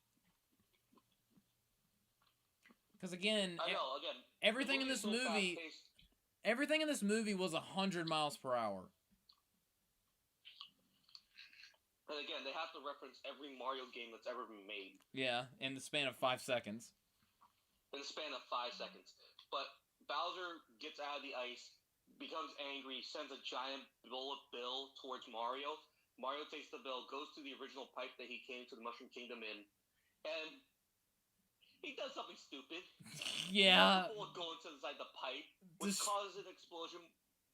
Yeah, he destroys Brooklyn. And destroys Brooklyn. Which, I understand why they had to have them go back to Brooklyn. It brought the entire Mario universe to the regular world, which was funny. Yeah. But you all those family conflicts. But you destroyed Brooklyn. Why'd you do that, Mario? But again, Bowser is pissed, and he starts beating up Mario, and you start seeing, like, scarring on Mario, because he starts getting a black eye, he gets bruised up, his mustache is, like, burnt a little bit because of the fire. Yeah. And again, it's the whole thing of, like, they are really... And everyone else is trying to help out Mario after he gets punched into the punch-out bar, wink, wink, nudge out to the boxing games that Nintendo has. Mm-hmm. And Donkey Kong, Peach, and Luigi are trying to beat Bowser, but Bowser's too strong.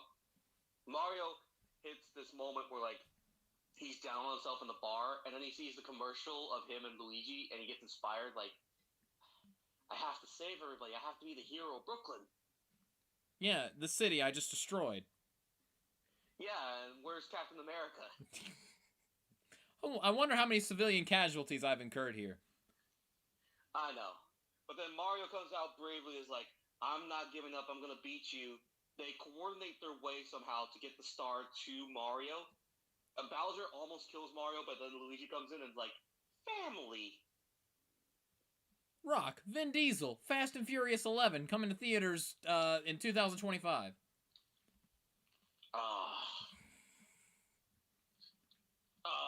I know, right? It's never going to stop. If The Rock or Vin Diesel die, they will reanimate their corpses just to make more Fast and Furious movies. I'm surprised they haven't done that with Paul Walker yet. I mean, The Rock has a daughter. Yeah. She's in NXT. Yeah, she is. I wonder how long until she joins the Bloodline. Oh, boy. That's how they get Roman versus The Rock. The Rock's daughter joins the Bloodline. Roman gets pissed at her and pushes her away. The Rock comes No.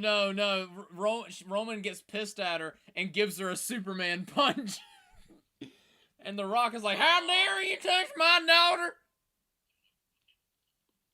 Oh, man. The Rock says that in his most South Carolina drawl. Yeah. Yeah! WrestleMania 45, Roman Reigns versus The Rock. Roman's still the world champion at that point. He's been champion for like 3,000 days. And then he beats The Rock. Oh, and then in WrestleMania 36, he loses to The Rock's daughter, make it full circle. So The Rock's daughter is the person to beat him. No, we know Charlotte Flair's gonna go over. Woo. Yeah, everyone bows to the Queen, even Roman Reigns. Woo. But no, we get Mario and Luigi getting the superstar, and this was the moment in the movie where, kind of like with you with Sonic and the Chaos Emeralds, I jumped out of my seat. I'm like, hell yeah! It was awesome. Then they just started beating the shit out of everything. Well, also the point where like there's like 40 or 50 kids around me. I'm like, oh, sorry, I was so loud, but this is really hype. Yeah. But they beat up Bowser, and they beat up his entire army, and they finally defeat Bowser, make their parents proud. I don't know. Yeah. And then Bowser gets turned into a tiny little mushroom Bowser thing, and then they imprison him in a little thing. Yeah. It's a funny little bit where like he's trapped in a bird cage with a piano. Yeah. You know who I am? I'm not Bowser! Door closed. Yeah. But then Mario and Luigi had their goddamn hero moment, and now they're living in the Mushroom Kingdom, and leads to more adventures. That tells you something right there. That tells you something right there. They had that whole thing with their family. That, like, you saved Brooklyn even though you blew it up. We love you now. Mario and Luigi are like, oh, that's cool. We're going to go back to the Mushroom Kingdom because we kind of hate you guys. Although it did show that they had a green pipe that could take them back to Brooklyn, so I'm sure they commute. That's a hell of a commute, man. Yeah. I'm surprised they aren't like criminals because Mario did kind of blow up the city. Well, I mean, Sonic got away with it, so why can't Mario? Yeah. Mario's red justice. Trademark pending. The red blur. No, he's Italian justice. I could feel your soul dying a little on the inside when I said that. But yeah, just imagine like that commute going from the Mushroom Kingdom to Brooklyn for plumbing jobs. Yeah. And then like getting currency from Brooklyn, taking it to the Mushroom Kingdom, and they're like, this is what money looks like in the real world. And they're like, that looks boring. Here's our big cool looking coins. That are unlimited in nature. Yeah. Who would have thought the Super Mario World's currency is more valuable than ours? Somehow they have literal gold coins that are worth more than ours. Yeah. We have worthless pieces of paper. Yeah. But again, then they do the whole, like, you know, after scene thing where a Yoshi egg is in Brooklyn and it's going to hatch. And yeah. Here's my thing about this movie. I wish that this movie, the Mario Brothers movie, had a little bit longer of a running time. It wasn't as fast, so it could have more, like, emotional moments. I agree. Or, like, longer scenes to everything that's happening. But for all my complaints, the Mario Brothers movie is a good film, and that's what it needed to be. And hopefully to start the Mario Brothers cinematic universe. I agree. Me being the Sonic fan here, I very much enjoyed the Mario Brothers movie. Although, again, it was very fast-paced, and some of the music choices were a little questionable. But it was a perfectly fine first movie. Right. And Sean had the opinion that the Mario Brothers movie was better than both of the Sonic movies. Mm-hmm. We forgot to mention his thoughts on the second Sonic movie, by the way. Well, what did he think about them? Tell me what he thought about them. Well, I thought you had it, but basically, long story short, he kind of had the same opinion that we did, where he said, basically, the movie would not be anywhere near as good if it wasn't for Jim Carrey as Dr. Robotnik, and it was very hit or miss, and it had peaks and valleys. So basically, he agreed with us. I think with Sean, it's kind of like with professional wrestling, that you can take a little bit of assertism, but if you take too much, it's like, okay, come on. So I feel like I already know the answer to this question, but of the three movies we discussed, which one did you like the most? Obviously, the Mario Brothers movie, Although I think Jim Carrey was the best actor of the entire 3 movies that we saw. I would agree. Me personally, I think my favorite of the 3 is the Sonic 2 movie because of the highs that movie reached. I can forgive the lows in that movie because certain things happen in that movie that I just genuinely loved. But objectively, I think the most well-made movie... Honestly, I feel like it's somewhat of a tie between Sonic 1 and the Super Mario Brothers movie. Because, while Sonic 1... They were both setup movies. They both set up for things to happen later on. Whereas I felt like the Super Mario Brothers movie had pacing issues that the Sonic movie did not have. But the Sonic movie had more just goofy, weird, dumb stuff that the Mario movie did not have. They had their own strengths and weaknesses. Right, both movies could have borrowed from each other. The Sonic movie definitely needed more of the restraint that the Mario movie had in terms of like not doing as much of the goofy shit. The Mario Brothers movie, even though it was an animated kids movie, didn't have nearly as many moments, especially Sonic 2 and the whole wedding thing. Yeah.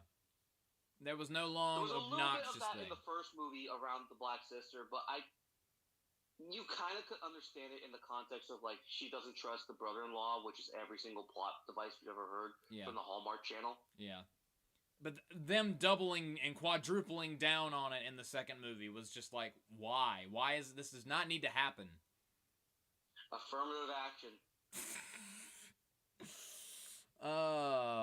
Yeah, basically. But the other thing, too, is that the Mario movie needed more screen time that the Sonic movies had. And it needed, as much as it was cheesy, the emotional moments of family and friends themes that the Sonic movies pushed in order to make the Mario Brothers movie hit more. Yeah. Yeah, the Sonic movie, even though it was kind of cheesy, they did those parts well, where the Mario movie did it a little bit, and then they just kind of dropped it, and then they kind of picked it back up at the end of the movie. Right. The one thing that I did see is that critics didn't like it, which... like, critics are trying to review it as if it was like a movie on its own.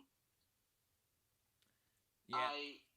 I have noticed that the Sonic movies have gotten, like, Rotten Tomato scores in the 60s. Doesn't the Mario movie have it somewhere in the 50s? 58%. Which I feel like is harsh. It is not a bad movie. There are some critics out there... There are critics out there that are excoriating, honestly, that have just dumped over all 3 of these movies. And these 3 movies, I mean, they might have their problems, but they are not bad movies. Right, although I understand what they were saying by the whole thing of, like, the plot is really, really thin and it's poorly paced. I understand that. Yeah. My thing is that, like, you're expecting plot in a Mario Brothers movie. Yeah. Because the games themselves did not have much plot. Yeah, honestly. The plot was the princess has been captured. You need to save her by running through the entirety of Bowser's army. And beat the shit out of a giant turtle. And beat the shit out of a giant turtle and various bosses. Yeah. And same thing with the Sonic plots are not that intricate. It's just, you're a blue hedgehog, there's this fat scientist who makes robots, stop him. And collect Chaos Emeralds and rings. That's it. So... I don't know where critics are like, this is a movie, but is it art? That kind of snootiness just annoys me. Right. But, again, we'll see what happens. Again, as far as everything else in the movie, I know we gave shit about Chris Pratt, and we joked about Chris Pratt himself. The trailers did not help. He was perfectly fine as Mario. Yeah. I wish the accent was a little bit more highlighted, but I'm not angry at it. Yeah, he was perfectly fine in the movie. The trailers made him sound a lot worse than he actually was. They did him a serious disservice. Yep. And as far as the future for both of these franchises, we know that there's a Knuckles like TV series that's coming out starring Idris Elba, which should be interesting to say the least. That should be interesting. But man, I'm not gonna lie. Shadow the Hedgehog is my all-time favorite fictional character. And the fact that he's gonna show up in the movie that's coming out in 2024. Dude, you do not understand how hype I am for that shit. when the trailer for Sonic 3 comes out, that loud, high-pitched squealing you're going to hear all the way from South Carolina to California, that's going to be your boy Josh Geddon. I'm going to lose my shit. I can't wait to see in the third Sonic movie to see a little girl get shot. I can't wait. Right, and meanwhile, the spin-offs of possible sequels that will happen with Mario, you know that they're going to have to do it because, I mean, come on. Yeah. It's the highest grossing video game movie of all time. Oh, yeah. As of right now, it's made $678 million on a $100 million budget. Damn. So, I don't think it's going to quite get to $1 billion, but the Mario movie is going to be a success no matter what. They're going to make a sequel. They're probably going to do a Donkey Kong Country movie and also a Luigi's Mansion movie. I would be down for all of that. I'm not super crazy about Seth Rogen as Donkey Kong, but I'd be down for it. But I want Charlie Day in the Luigi's Mansion movie. Charlie Day was really good as Luigi. Right, like as far as casting goes, the best cast people was Charlie Day as Luigi and Jack Black as Bowser. I think Anna Taylor was good as Peach, but like she didn't have enough to like, you know, sink her teeth into. Honestly, I feel like anyone could have played Princess Peach. That's the thing, is that you could have replaced a lot of the people in this movie except for Jack Black as Bowser. He was the only one that like stood out, like he made the character. Yeah, like K.P. What's the dude's name? K. Peel. What's his name? The guy that played Toad. Keegan Michael Kay. That's his name. He was fine as Toad, but again, all you have to do is talk like this, and all of a sudden you're Toad.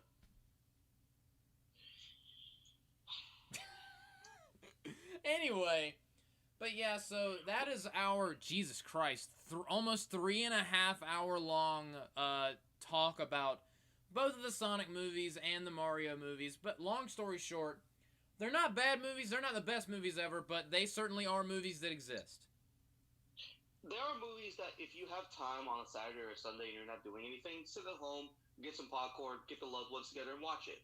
And if you are a fan of either franchise, the movies are like, you should probably watch them. They're must-watches if you're fans of either of the franchises. Yep, because let's be honest, like, these movies are made for us. Yeah. Who have been fans of the video games and the franchises for so long. So, Skyler, I have a question. Let's say a couple years from now, we have Sonic 3, we have a couple more Mario movies. You want to do another episode of this where we talk about those movies? Yes, and again, we could always do film reviews, because I'm sure there are going to be other movies that come out that we're going to be interested in watching. Oh, absolutely. Okay, honestly... The only way you're going to know is to like, share, and subscribe to SJS. Oh, yeah, absolutely. And hopefully this channel will have more videos out soon instead of it being a tri-monthly thing. You mean tri-yearly at this point? Tri-yearly thing. And so you were just talking about that. Guess what movie series I watched last week that I'm going to be doing a review of on my YouTube channel, TAW Gaming? The 50 Shades of Grey trilogy.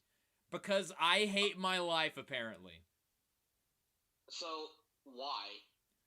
Because I've heard that they are the worst movies ever, and I just had to see for myself.